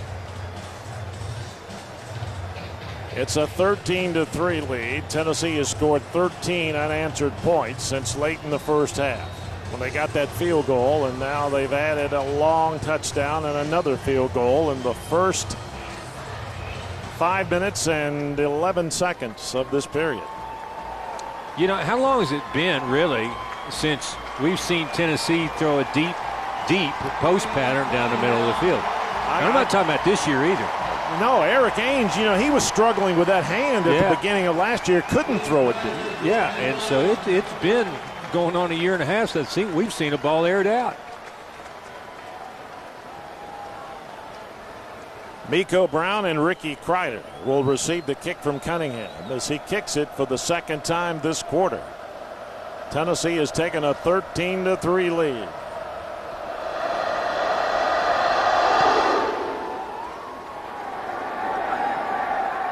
Kick taken by Brown inside the 5. Brown cuts back to the left. Tennessee's chasing him, stops him at the 25. And that's where the Huskies will put it in play. First down and 10 at the 25-yard line. The last 4 possessions of the game for the Huskies has resulted in an interception and 3 punts. Well, like I said earlier, I think Tennessee has got a pretty good handle on Northern Illinois' offense. They've done a good job of shutting them down after the first few series when they're running all the rollouts. And they start cutting that off. And on top of that, they're not giving up anything in the middle. And we've got a running quarterback in the ballgame. So Northern Illinois is going to have to find some way to gain some yards on Tennessee. DeMarcus Grady rolling right, throwing deep. It's going to be caught, but he's smothered. It'll be a first down. Eric Berry was right on Landon Cox, and he caught it for a 17-yard gain. And that was a great pass by Grady. That was. We hadn't really seen him throw, but he's on the roll, and I mean that ball's dead on the money. Eric Berry's, if it's a second late, Eric Berry may have that going the other way.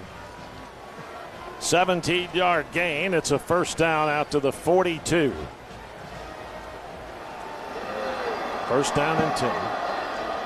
The setback with Grady is Miko Brown. He gives it to Brown, right side. He gets a couple, maybe. Tennessee stopped him. The Volunteers' DeMonte Bolden gets up off the bottom of that pile. It'll be second down and about 8. Tennessee's playing more man coverage tonight than I've seen them play in a long time. And Northern Illinois is yet to try and go over the top. And until they do, these Tennessee defensive backs are going to be playing up short on these wide receivers. Second down, 8 from the 44. Just shy of the 44. Grady with Brown back there with him. Grady throwing right. It's going to be way over the head of Willie Clark, the intended receiver, number 10. It'll be third and long upcoming for the Huskies. I don't know if he was throwing that away or trying to complete the pass, but that pass was 10 feet over his head. Yeah, that was ugly. Third and 8. Huskies 4 out of 10 in third down conversions. Tennessee has converted 2 of 7 thus far. 3 receivers left for Grady.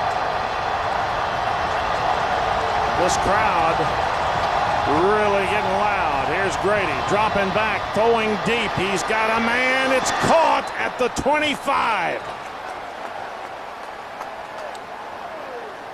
Well, for a guy that's a running quarterback, he's made two really, really nice throws in this drive. I just said it a play or two ago that Northern Illinois hadn't tried to go over the top, and we were sitting up pretty close on them. Apparently their coaches saw the same thing and said, we're going to try one, and he laid it in perfectly. Willie Clark, the receiver, as he was on the other pass completion. That one, however, goes for 34 yards. And it's a first down, Northern Illinois at the Tennessee 21. Tennessee needs a turnover right here. Here's Grady. Quarterback draw up the middle. Good yardage. Big hole. Grady close to a first down. Eric Berry makes the tackle, but not before Grady picks up at least 9. Yeah, he picked up 9. It's about a yard short of the first down. Nice quarterback draw. Kind of fakes a little quick pass, but he's not throwing it. He's taking off running. He found a nice seam in the middle and showed that he's got a little shake himself. Second down, less than a yard. It's at the Tennessee 12. The setback is Brown. They give it to him. He stutter steps. Gets, I think, the first down. It's going to be close. He didn't get a lot. It depends on, as they always say, the spot. Tennessee with Rico McCoy among the orange shirts. Robert Ayers was in on it as well. And it's going to be real close. I'm going to say he got it by just a whisker, but this could go either way.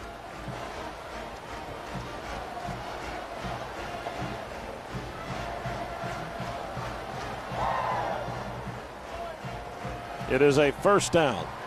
And you're right. He got it by a whisker. This has been a pretty good answer to Tennessee's long touchdown pass. Yeah. Just when it looks like Tennessee's getting ready to take over this football game, Northern Illinois comes back out and puts on a pretty impressive drive of their own. First down, line of scrimmage is just shy of the Tennessee 11-yard line, which means they can make another first down without scoring.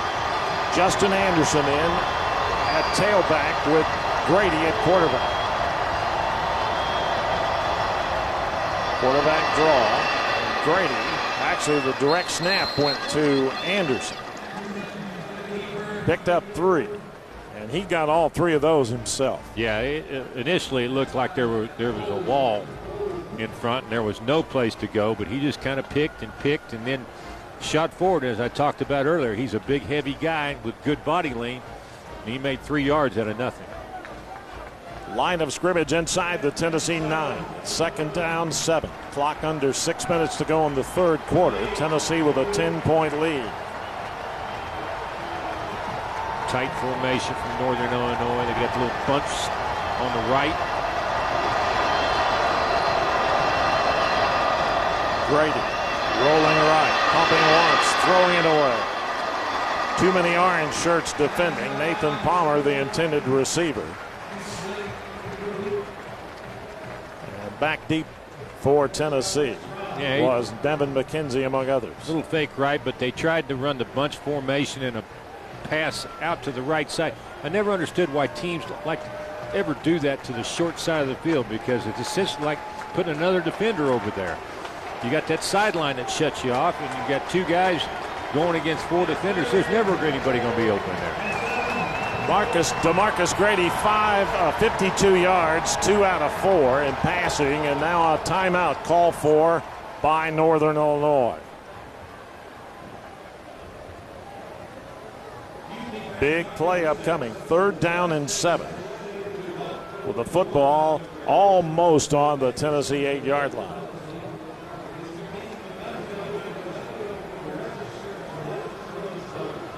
Tennessee has had a lot of stuff to talk about this half, Pat. Probably more than they've had in the full first half. Here's Tennessee's defense chasing down Grady. He gets to the outside, and here's a return by Gerald Jones. Just trying to make something happen in the middle of the field. And here's Nick Stevens taking that opportunity over the top to Denarius Moore for 6 points.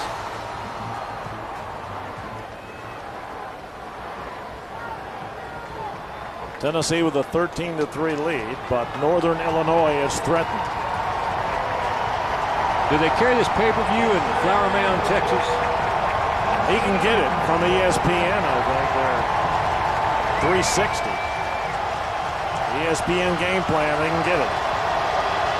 Justin Anderson back there along with Grady at quarterback. 3rd down and 7 from the Tennessee 8. Grady quarterback draw. Grady stopped at the 6. It'll be 4th down upcoming. Rico McCoy wrapped him up shy of the 5-yard line. Yeah, Rico does a good job of really closing on this. Just like you said, quarterback draw, a little gap there, but McCoy closed it quick. Didn't give him a chance to look elsewhere, dropped him. Mike Salerno will come on to attempt a field goal from 24 yards away. He's 1 out of 2, made it from 25. Missed his first attempt. This is his 3rd of the game and would attempt to make it a 1-possession game. And he does. It's 13-6 with 4:45 to go in the 3rd quarter. And Northern Illinois answers the Tennessee touchdown with a 24-yard field goal by Mike Salerno. I'll tell you what, Grady did a great job quarterbacking that ball club. You're right, he did. We talked earlier about him being their running option, but his running is not what got him down there. He threw a couple really nice passes, in particular a nice fade route down the left side that gave him great field position. And then after that, he did make a 10-yard, 9 to 10-yard run to put him in good field position, good field goal position. 4:45, your time left, a lot of time in the second half. That's the time left in the 3rd quarter. Salerno, who kicked his 2nd field goal, will kick it off for Northern Illinois. Lennon Creer will be back deep to receive for the Volunteers.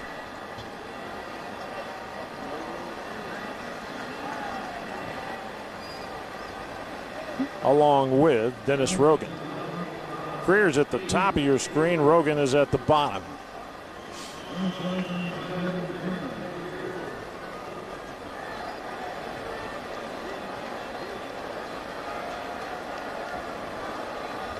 Salerno with a kick.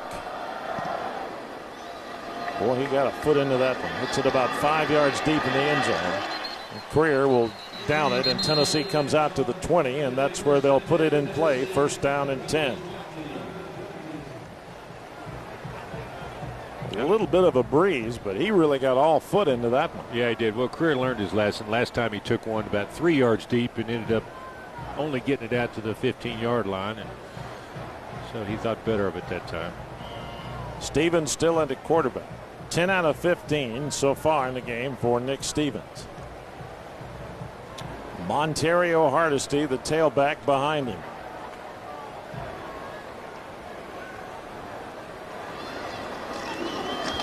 Hands it straight ahead. Hardesty picks up about 3.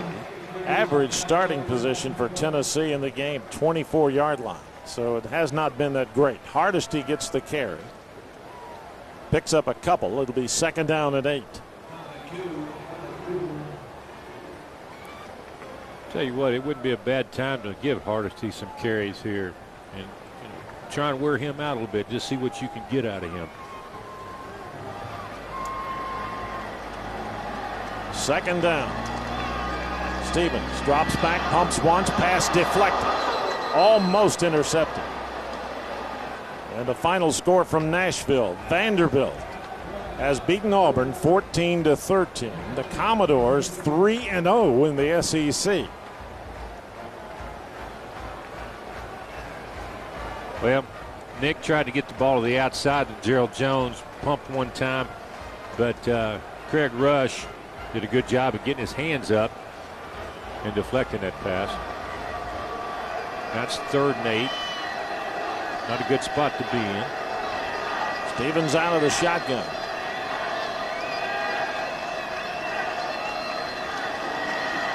to throw. Pressure's on. Pass incomplete. They're going to rule that a fumble. Yes, they are. And Northern Illinois is recovered inside the Tennessee 10-yard line.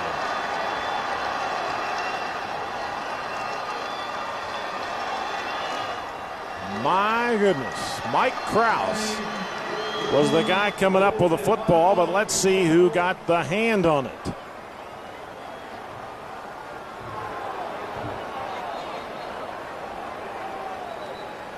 Well, Larry English. Was his arm going forward? Well, it's hard to tell. I don't know. The play is under review, so they're going to look at it at least. But I tell you, Larry English is a good pass rusher. He led the MAC last year in sacks, and was, I think, if I'm not mistaken, was only the second defensive player ever chosen as the MVP of the MAC. So I believe his arm's going forward. Of course, I'm 0 for 1. I tell you what, the ball flew out of his hand. That's what happened. He got hit, and as he was taking the ball up, the ball flew out of his hand. That is a fumble.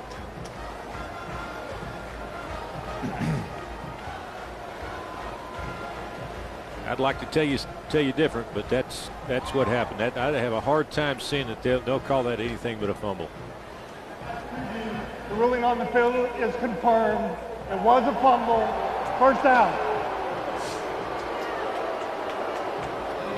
Well, I'm 0 for 2, and you got that one right. So, boy, this Tennessee defense is going to be put to the test. First down and goal to go. Northern Illinois at the Tennessee 9 following the fumble by Stevens.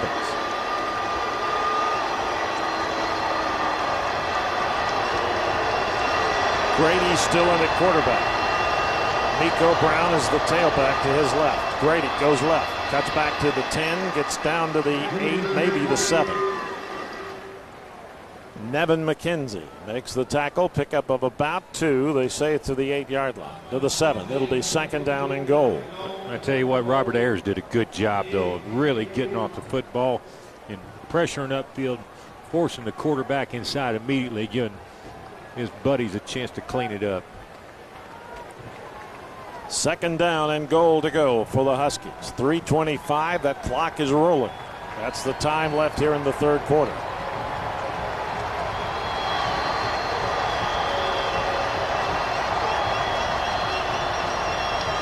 Grady. And a timeout. Did they get it called? Yes, they did. They got the... Nope, they didn't. I saw that clock going down, and I saw him break away, and I said, well, maybe he called time, but he didn't. That's a penalty. It'll cost him 5 yards. And he threw another one. He just threw another penalty over here on the sideline. That'll cost him 15. Sideline interference on the offensive bench. That'll be 5 yards. That's sideline interference.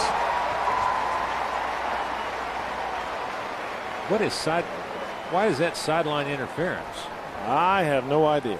The coach was out on the field talking to the quarterback along with another coach, and he threw a flag on him. So now it's third and goal, or second and goal from the 18. I thought he must have said something about his mama or something. Well, he may have. Four penalties this half for 25 yards for Northern Illinois. Being taken off the field is their starting safety, strong safety, Mike Sobel. That's going to hurt him because he's a good player. Yeah, he's one of the leading tacklers on their defense. Second down and goal from the 18-yard line. Grady, straight drop, rolling left. Tennessee's chasing him. He keeps it inside the 15, or down to the 15, down to his out of bounds. That will be a gain of about 3. You know, Robert Ayers did a good job. He got outside, but he's chasing him, and he didn't give him a chance to cut back. He gave Rico McCoy a chance to come in there and close on him, force him to go out of bounds. Took away the chance of a big cutback run and the big play on that opportunity. 2:28. Clock is moving. Third down and goal from the Tennessee 15. 6 out of 13 are the Huskies on third down conversions. Draw play, Grady got a hole inside the 10 down to the 8. And that'll be it. Got back to the original line of scrimmage. A gain of 7, but it will be 4th down and goal from the 8. And Salerno will come on to attempt another field goal. Well, you got to give the Tennessee defense credit for holding them right there, because they started 1st and goal at the 9. Gave up a half a yard. Salerno will attempt it from 25 again. That's where he made his last one.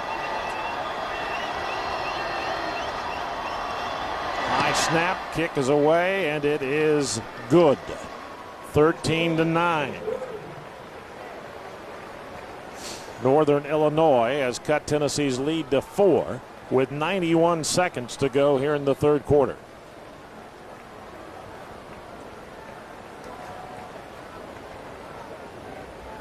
Well, Tennessee has seen how quick it can turn. There was a lot of feel-good floating around in this stadium after that long touchdown pass. And I think the Huskies did a good job ignoring that. Took it down, got 3 points, and then forced a big turnover there to get 3 more. This is a ball game. Tennessee's offense has to come out right here and make a statement and move the football down the field a little bit. The Volunteers trailed early 3-0. Then they scored 13 straight points on 2 field goals and a 52-yard touchdown pass from Nick Stevens to Denarius Moore. But after that, Northern Illinois has come back and kicked a couple of field goals, and we're down to a 4-point game. You line up, head up, 2 in collision here. Mike Salerno will kick it off. The last one he kicked was about 5 yards deep into the end zone. It'll be Creer and Rogan again, back deep to receive for the Volunteers.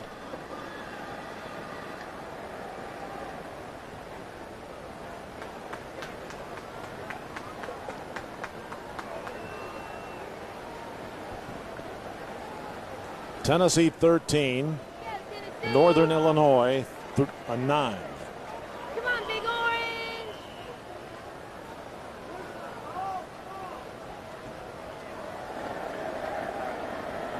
Here's the kick by Salerno. This one's going to be much, much shorter. They let it bounce. Taken back by Creer at the 8. Creer dances out to the 18, maybe the 19. 7-yard gain. You can't let that ball bounce.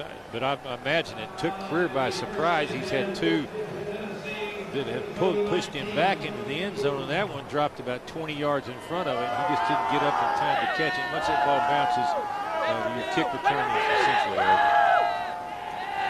So poor field position for Tennessee. 1st down and 10 from the 19-yard line. Hardesty's in at tailback.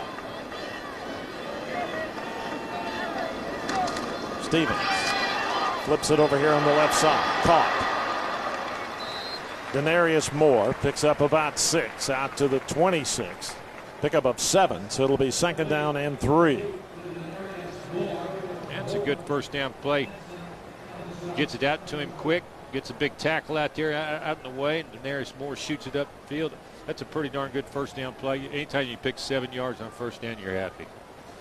Huskies have outgained the Volunteers, but not by much. 15 yards total, 192 to 177. Gerald Jones on 2nd down in the game, 2nd down and 3.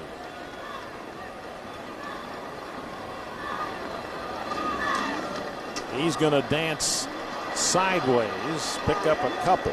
He's going to get very close to 1st down yardage. I think he's going to be a little shy. He had to get 3. He got between 2 and 3.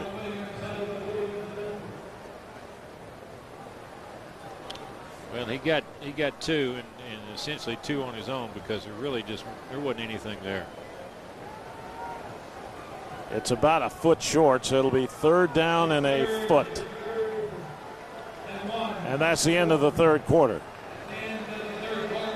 After 3 complete quarters of play here at Neyland Stadium in Knoxville, Tennessee clinging to a 4-point lead over Northern Illinois, 13-9, as we get ready for the fourth and final period.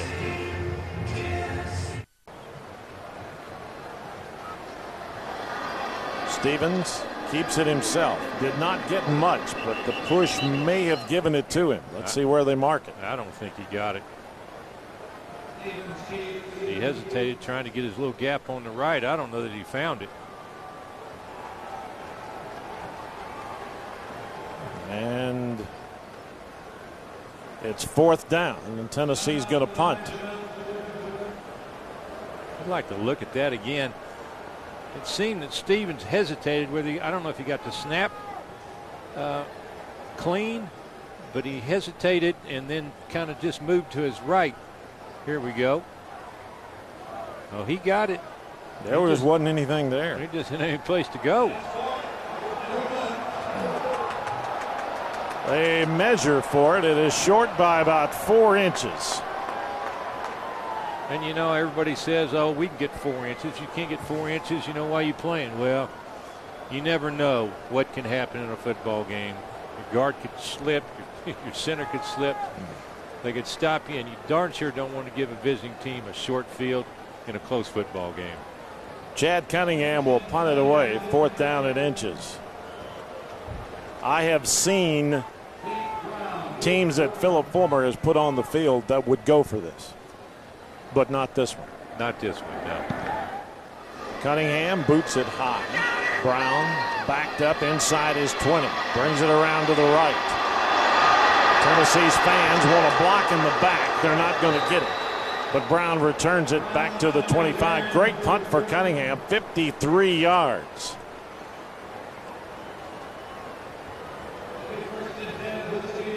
Now this is what they're talking about right here. He turns. Yeah, he got him in the side. Yeah, he got him in the side. You know, I've seen it called, but I wouldn't think it would be a correct call. Third quarter stats, Tennessee total yards 179. Penalties almost evening out now. Time of possession still a huge advantage for the Huskies. And when play resumes, Northern Illinois has it first down and 10 at the 26. We're just having a hard time cracking that defense. Northern Illinois, they're just playing tough defense to get good penetration. They get to the football fast. They're not allowing a lot of separation on our receivers either. I mean, no. Except for that one bomb. Well, we've got a couple long passes. We had the one that was underthrown a little bit to Gerald Jones, got separation there, and got the one to Denarius Moore. But other than that, they've been pretty darn solid on defense.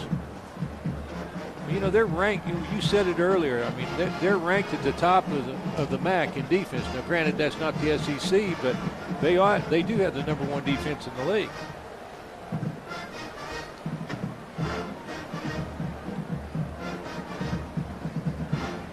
$14-21. A lot of time left.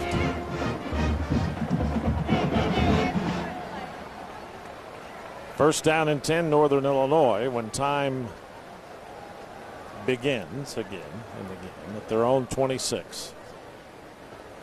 I think he's not worried. Well, Phillips over there walking back. He said, you know, it's not supposed to be this hard, guys. Come on. Come on. You're making an old man out of me. Grady in at quarterback, along with Chad Spann. He's in there at tailback. He's the first of 4 tailbacks in the game for Northern Illinois tonight. I think they played about 7 wide receivers tonight, too. All right, here we go. First down and 10 from the 26.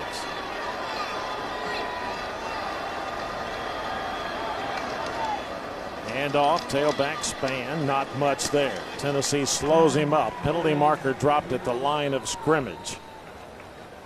And I think it may be going against Northern Illinois. We'll see.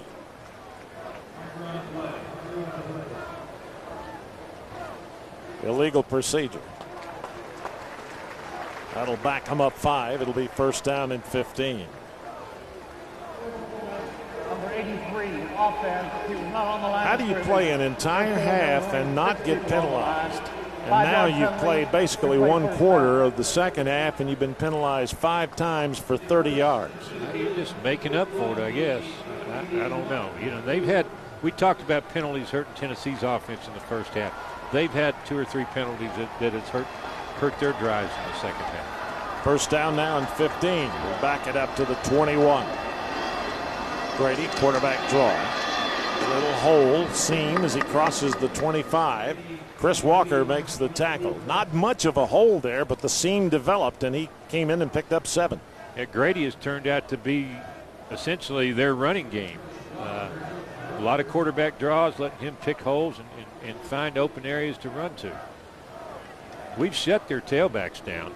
Tailbacks virtually nothing tonight, but the quarterbacks are the ones that gain in the yards. Second down. And about 8. 7-yard pickup by Grady on that last play makes this play a little more manageable. We've got our safeties awfully deep. Tennessee coming hard. Grady rolling right, keeps it, tucks it, gets out of bounds at the 30. Pickup of about 3, maybe. Well, I pickup of 3, we'll call it. It'll be 3rd down and 5 at the 31. You know, he essentially looks to one guy on the left side, and when he's not there, he's out of there. And Tennessee did a good job of containing him. He still picked up about 4 yards, but here's another big 3rd down play. 3rd down and 5. 3 receivers left for Grady. Spann is the tailback. Grady out of the shotgun. And a flag. Dead ball, false start. It'll be now 3rd down and 10.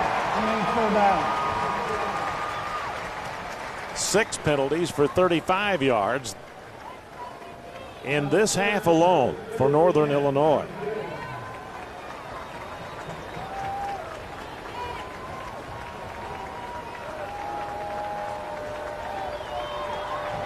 Grady brings his team to the line now. Clock moving, 12 and a half minutes left in the game. Tennessee leads it by 4.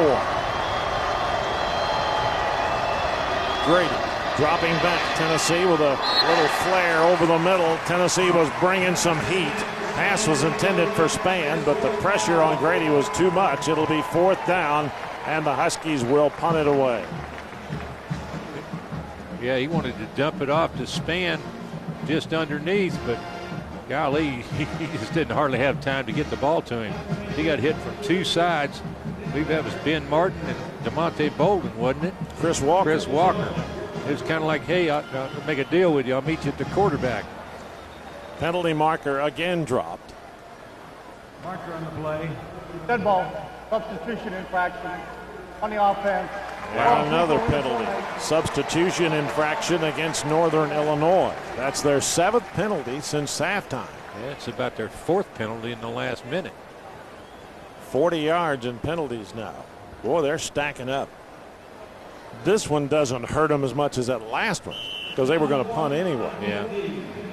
Gerald Jones will drop deep, and Dittbender, number 18, Andy Dittbender, will stand inside his 10 and punt it away. Well, Tennessee looked hopefully have their best field position in a while. High snap. Dittbender gets the kick away. This one is short. Picked up by Jones. Stopped right at midfield, but it will be good field position.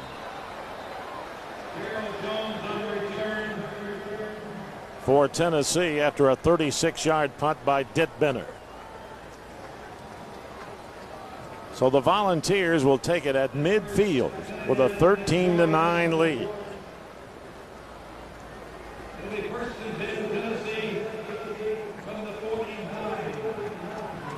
And after the punt, we're going to have another timeout, another media timeout.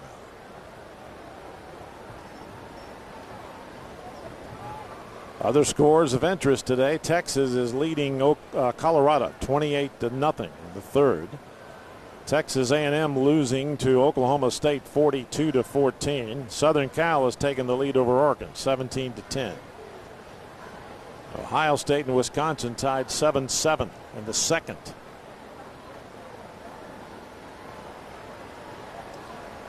Tennessee will start at the Northern Illinois 49. It is their best starting position of the game. And Florida State beat Miami 41-39. That's a barn burner. You know, that used to be the game. Yeah. Florida State, Miami. Those two teams have kind of fallen out of the mix in the last few years, but that's a heck of a rivalry. There's a lot of kids on each side that know each other from high school, played with each other and played against. I imagine that was an awfully intense football game. Wisconsin has now taken a 10-7 lead over Ohio State. Texas Tech walloped Kansas State 58-28. Yeah, I bet that kid threw for about 600 yards. They throw for about 450 a game. Ron Zook's team clobbered Michigan today 45-20. That's Illinois. Vanderbilt came from behind. They were down 13-0 in the first half. They rallied for a 14-13 win over Auburn. And they are what, 5-0? 5-0, 3-0 in the conference. Better watch that. Somebody's going to hire him in the middle of the season.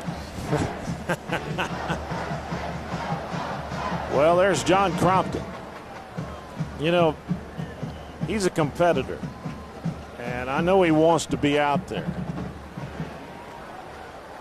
Yeah, just circumstances are what they are. Nick Stevens has gone out and done the job tonight. Stevens pitches back to Hardesty. Hardesty didn't get much of a block, still on his feet, gets the first down, crossing the 40.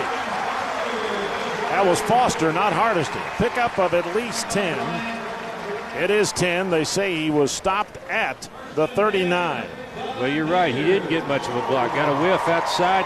Good pursuit by Northern Illinois. Foster just does a good job of eluding them. Good stiff arm there. Gets away from the cornerback. Carter takes it up the field. 11 rushes, 42 yards for Arian Foster. First down at the 39. They give it to Foster again. Good yardage to the 35. Well, this would be a perfect time for Tennessee to just grind it out. Eat some clock. Demoralize Northern Illinois a little bit with a good dose of the ground game. Get you some points out of it. Knock off about 5 or 6 minutes, 5 minutes off the clock. That's only the 7th first down in the game for Tennessee. Second down and 7 from the 36. Stevens gives it to the tailback. Foster fell down, stays on his feet down near the 30. He's going to be short of a first down, but he still picks up 6. DJ Perkle makes the tackle.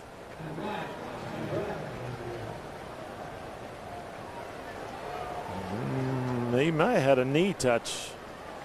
They're not going to review it. So it's at the 30, between the 30 and the 31. It'll be third down and about a yard.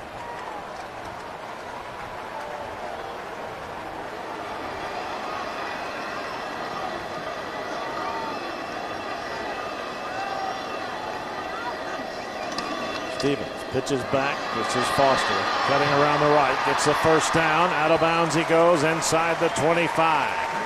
Arian Foster. Tracy Wilson shoved him out for Northern Illinois, but not before Foster picks up Tennessee's 8th first down of the game.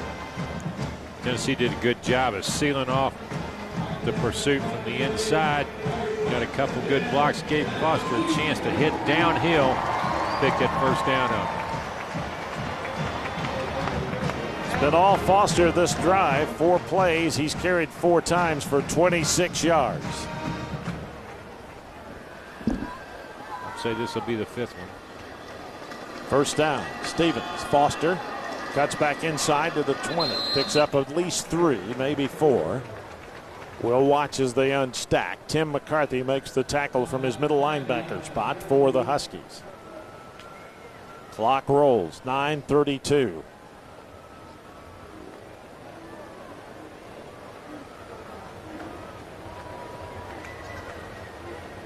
I'll tell you something Tennessee does this year that is a little strange to me is they huddle about 3 yards from the football. And you would think that the defense could listen to everything they got to say from that far away. 2nd down 7 from the 20. Pitching back Foster. Foster cutting around the left side, still on his feet. Foster out of bounds at the 10. He's got a first down. Arian Foster picks up 11 more. And another Tennessee first down. Tracy Wilson knocks him out of bounds. Well, Tennessee's found something that they like in that wide pitch to Foster. That's the 3rd time they've run it. Twice to the right, once to the left. I guess they got tired of just banging their head against the middle of the line. Figured we'd try the edges, and it's produced a lot of yards for them. Kevin Cooper, the fullback, threw a great block that sprung Foster for that 11-yard gain. First down inside the 10. It's at the 9. Foster again, straight ahead, not much there. Back to the line, no gain. John Tranchatella makes the tackle for Northern Illinois, but the clock is rolling. 8:23 to go.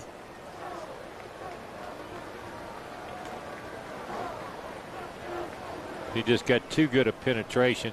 Linebacker shot through and took out Cooper's legs, essentially plugged up the hole. Good play by Tranchatella. Hardesty's in at tailback.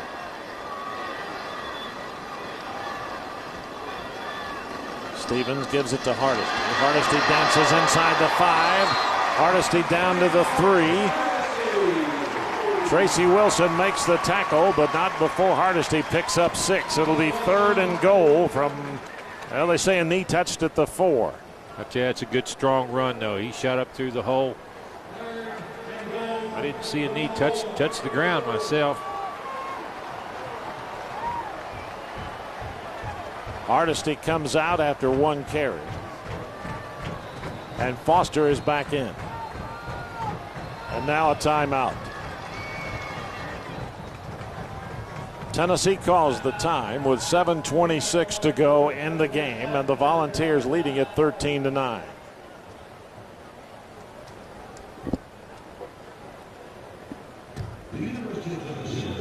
The Volunteers, as we said, scored 13 straight points, and now Northern Illinois, with a couple of field goals, has cut it to 4 with 6 straight. But the Volunteers are knocking on the door again, and that clock is dwindling down.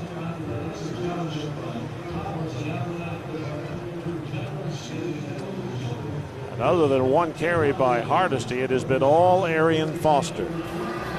And it has been. We talked about wanting to run the football. Foster's taking it outside, getting some good blocks out there, picking up some nice yardage, taking it out to the left side, doing the same thing, picking up another big first down. We said they needed to run some clock, get the running game going, pound on this defense a little bit. So far, 450 in this drive. 8 plays, 45 yards so far. And they've eaten up 4 minutes and 35 seconds. It'll be 3rd down and goal from actually the line of scrimmage is somewhere between the 3 and the 4. Scoreboard says 3. I'm saying the 3.5.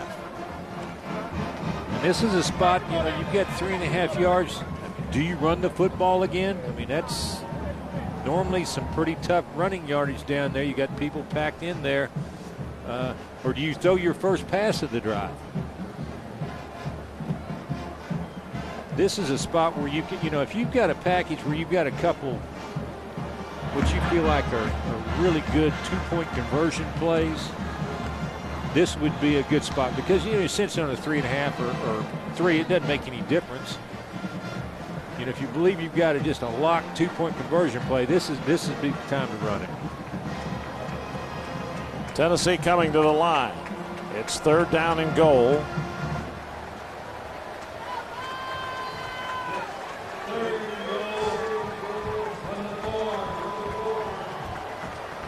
Stevens has gone all the way at quarterback for Tennessee. Coming wide to the left side is Austin Rogers.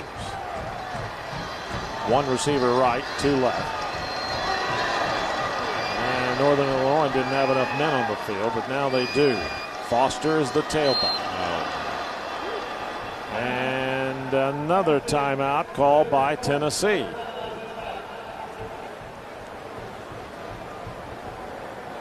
Well, it looked like Stevens got a little, once they ran in the extra defender, it looked like he got a little confused. And he probably did the prudent thing. Rather call timeout. I've got it. Let's burn it and make sure we get it right. That's Tennessee's second this half. That leaves each team with one timeout now. Missouri is leading Nebraska 14-7 in the second quarter. South Carolina beat Ole Miss today 31-24. Texas Tech clobbered Kansas State. We told you about that, 58-24.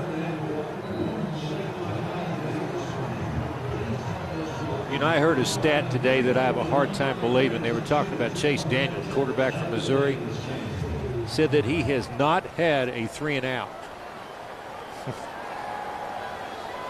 Not one. All right, third down from the 3. Stevens rolling left. They're coming hard. They're going to drag him down back at the 15. It's a loss of 12.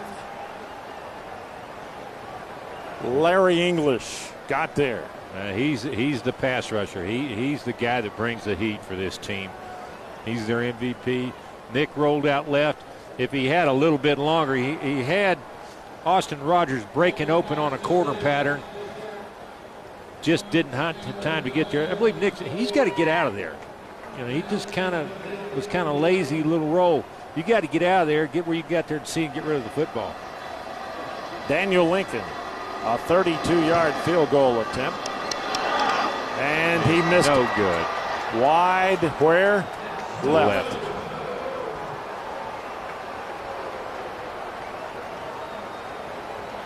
And Northern Illinois still breathing. 6:39 to go in the game, and Lincoln misses. And that's really disappointing because you got just what you wanted out of that drive. You took it on the ground, you banged it at him, you took it down to the 3-yard line, then you take your sack, which you really never really want to do down in that field position, and miss a field goal and get nothing out of it. DeMarcus Grady, the quarterback, takes over at the 20. Play action, going deep, going for the home run ball. He had a man, but 2 were back defending, and the pass was way overthrown. Nathan Palmer, the intended receiver. It'll be 2nd down and 10. Well, they tried to run the play action and a little stop and go, tried to bait Willingham to jump that little stop route, but he really didn't buy it. Ran step for step with the wide receiver. Perfect throw, probably could have got it in there, but it had to have been really tight. 2nd down 10. Clock stop with that incompletion. There's the numbers for Grady. 2 out of 7 so far.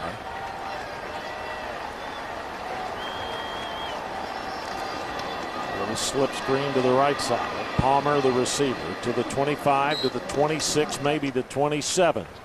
Pickup of 7. It'll be 3rd down and 3. D'Angelo Willingham knocks him down at that point. A good move by Palmer out there to get him a couple extra yards. Northern Illinois, they're going to have to throw the football some. You can't run quarterback draws down the field unless you get an awfully big gainer and get down and have a chance to score a touchdown with 5 minutes to go in this ball game. 3rd down and 4.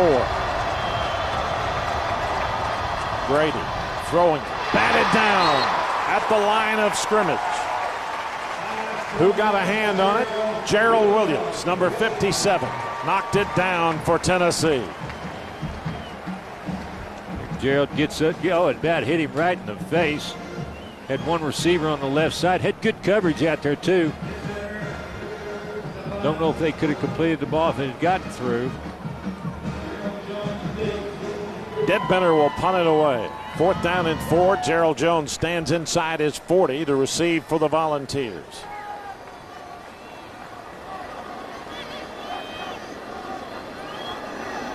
Good snap. Kick is away. High spiral. Jones inside the 35. Spins away. Did not get very far. Tranchitella guy again. John Tranchitella. I tell you something, that kid can play. 43-yard punt that time by Dittbender. Well, I think we'll probably see a good dose of just what we saw in the last drive from Tennessee. 5:33 left in the ball game, 4-point lead. They'll want to eat up some time, and you do that by running the football. Foster's back in at tailback. Stevens at quarterback. He's gone all the way.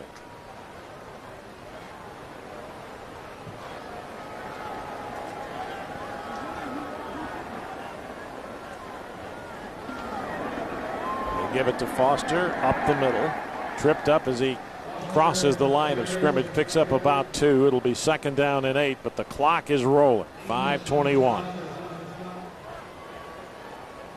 Alex Cube and others help make the tackle. 1 timeout left for Northern Illinois, and Tennessee still has 2.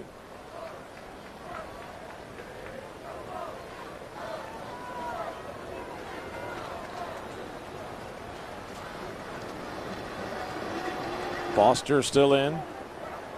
He's the lone setback with Stevens. Now whistle. And Tennessee calls timeout. That is their second Guards timeout of this half. So timeout for the Volunteers. 4:53 to go in the football game. Tennessee with a precarious 13-9 lead. Well, they got a bad formation call there. Looked like Nick didn't get the right signals or interpreted them wrong. The sideline saw it, and they called the timeout from over there. So both teams now with 1 timeout remaining in the game. Boy, North Carolina is whipping up on Connecticut. 31-6 in the third. Connecticut's ranked in the top 25. Yeah, Connecticut's got a pretty good football team. Butch Davis might have that program coming back.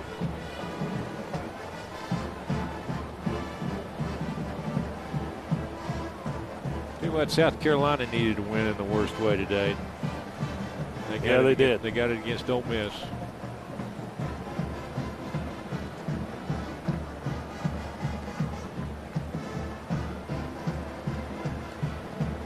The Volunteers now with under 5 minutes to go. They're faced with a 2nd down and 8.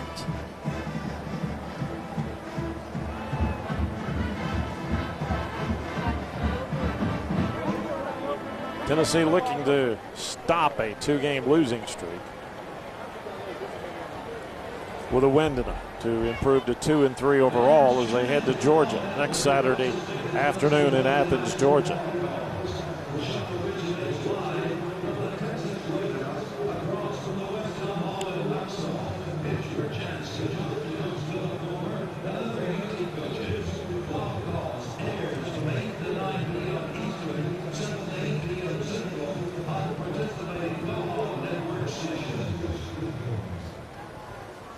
Did you use those armbands when you played? No. No, that's high tech. We had no such animal. You know, and I see them. They look at them every play. Yeah.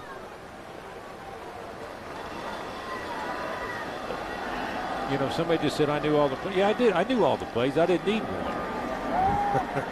Stevens rolling right, keeps it. And cuts back to the left. Stevens got a great block. Oh my, he's crossing the 35. Northern Illinois did a great job of catching Stevens because somebody lowered the boom on one of the Northern Illinois players. He only picks up 2 yards. Well, you're not going to watch the block. Mistake him for Gerald Jones, but he did what he had to do to get out of trouble.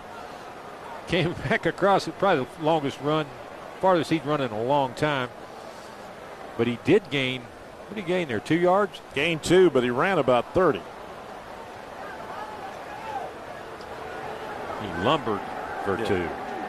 3rd down, 5.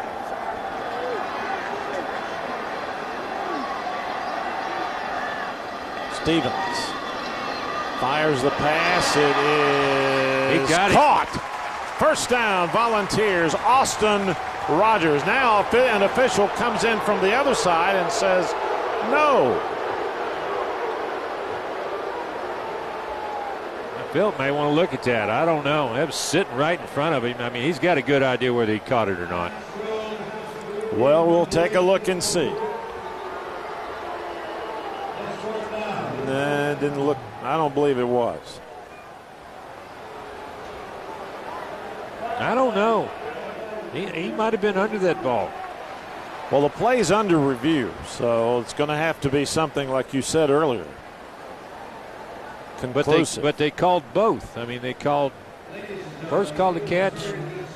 But I don't know that we got an angle that you can really see. That's as close as they get. Well, if this pass is incomplete, Tennessee on third downs, 3 of 12. This will give you the look right here. Yeah, he hit the ground.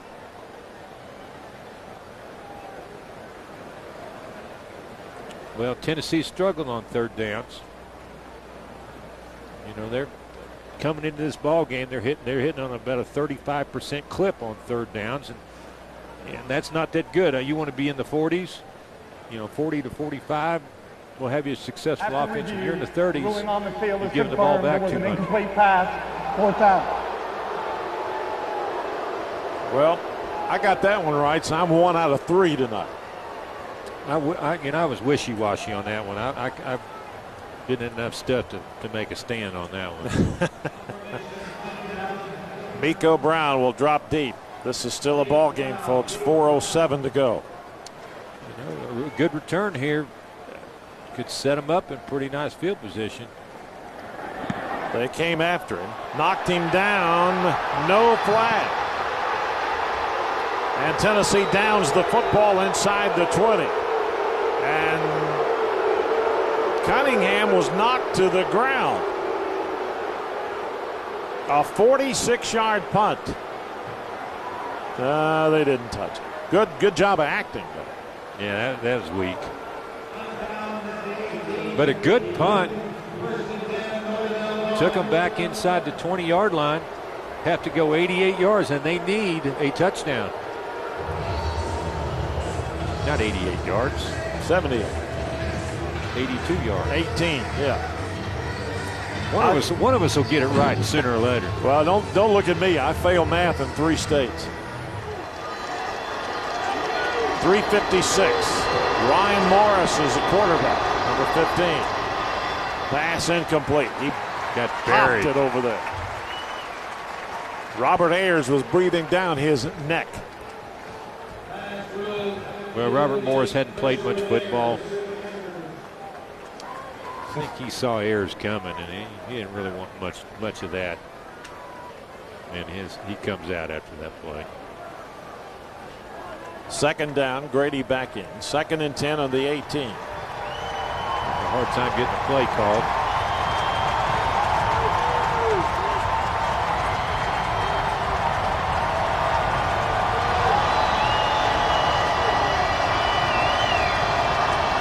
Grady keeps it, goes to the right, gets away, steps out of bounds at the 21.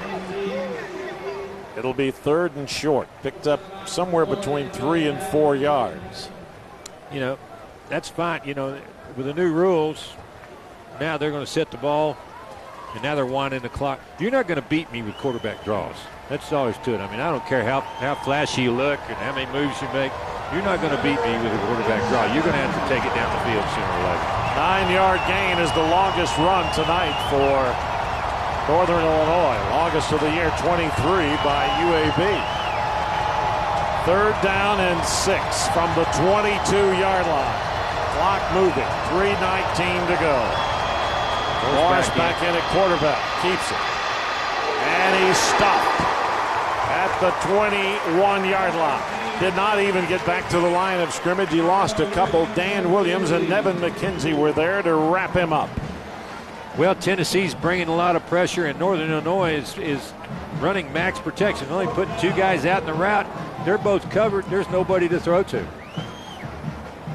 Detbender will punt, standing inside his 10. 2:49 to go. Clock is moving. Rogan will receive, standing inside his 40. And a timeout. Northern Illinois uses the Huskies' final timeout of the game. And why would you take a timeout? You take your last timeout with the punting team. You know, say something happens, you get the football back. You're going to need that timeout. Exactly. I don't know. You know, it's unless they decided that they're going to go for it. You know, with one timeout, you could have punted the ball and still had a shot if you stopped Tennessee. If you stop them, you know, I'm looking at the sidelines. It appears to me that they're getting ready to run their offense back out there.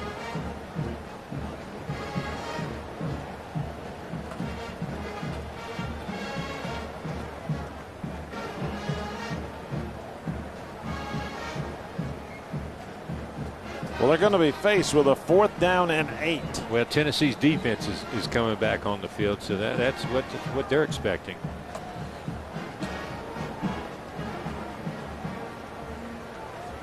Now that they've used their last timeout, now they pretty much have to go for it here because the way the new timing rules, you know. Once you get inside of 2 minutes, right, you make a first down, it's over with. Quarterback is Grady. Miko Brown, the tailback. Grady back to throw. Tennessee coming after him. They're chasing him. He's got very close to the first down. He didn't get it. That's going to be Tennessee football going the other way. Unless we get a different spot tonight, the one I'm looking at.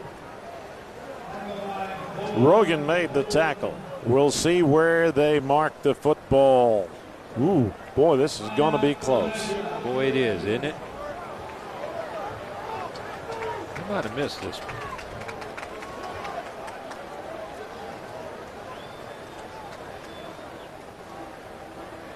Stretch it out. No, sir. Never doubt your first instinct. It was short by about 5 inches. Tennessee takes over at the 20, actually it's the 23-yard line.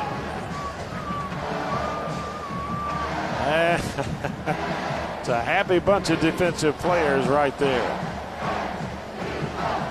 How about a strong dose of Arian Foster right here? Say that's a pretty good certainty. He's lined up at tailback.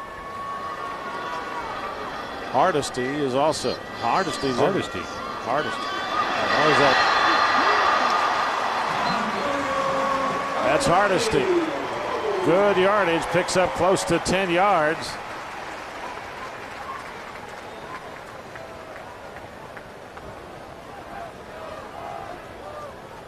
Good job staying on his feet. Clock moving now, 2:11. Northern Illinois cannot stop it.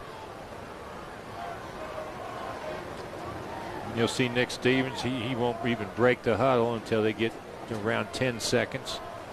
Should use every bit of clock. Just make sure you get the snap off. Don't get too crazy with it. He's got 3 seconds. Give it to the tailback again. This time he stopped at the line. Hardesty. It'll be 3rd down. Clock rolls. 1:37. 1:36. When this play takes off, there's going to be about a minute left in the ball game. I guess if you don't make the first, well, they're going to make the first down. If you don't make the first down, you have to kick the field goal, I think.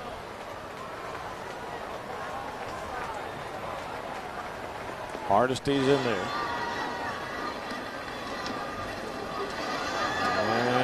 And I don't think he got it.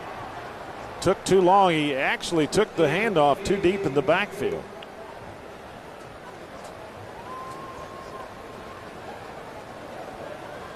Clock moving now, 50 seconds. They're going to go for it.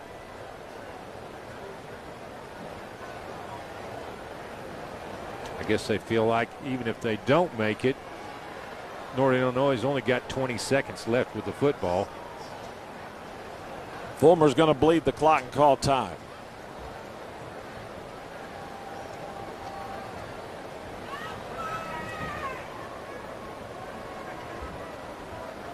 And the clock is going to stop now. 18 seconds. You know, in hindsight, you might as well go for it because 3 points doesn't help you any. I mean, Right. It keeps you in a possibility of a tie if something fluke happens, if they come back and get 7 points. But essentially, Northern Illinois has got to score a touchdown, so field goal's not going to change anything. Volunteers lead at 13-9. They got that the other field goal and the touchdown in the third quarter. Led it 13-3, but Northern Illinois shut the door on them offensively the rest of the way.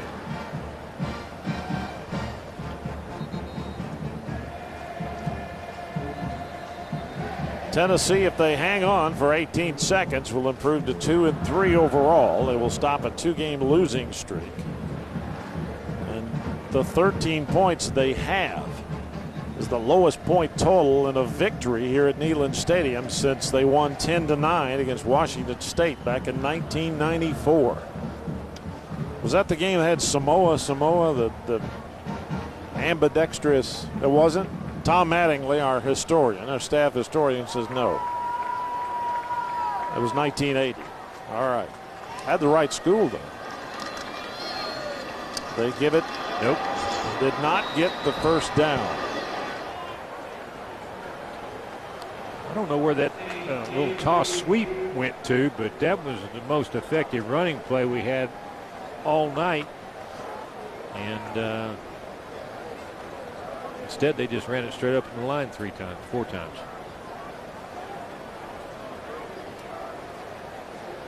Well, they're going to have to. They have no timeouts. They can't stop the clock. They got to go 79 yards.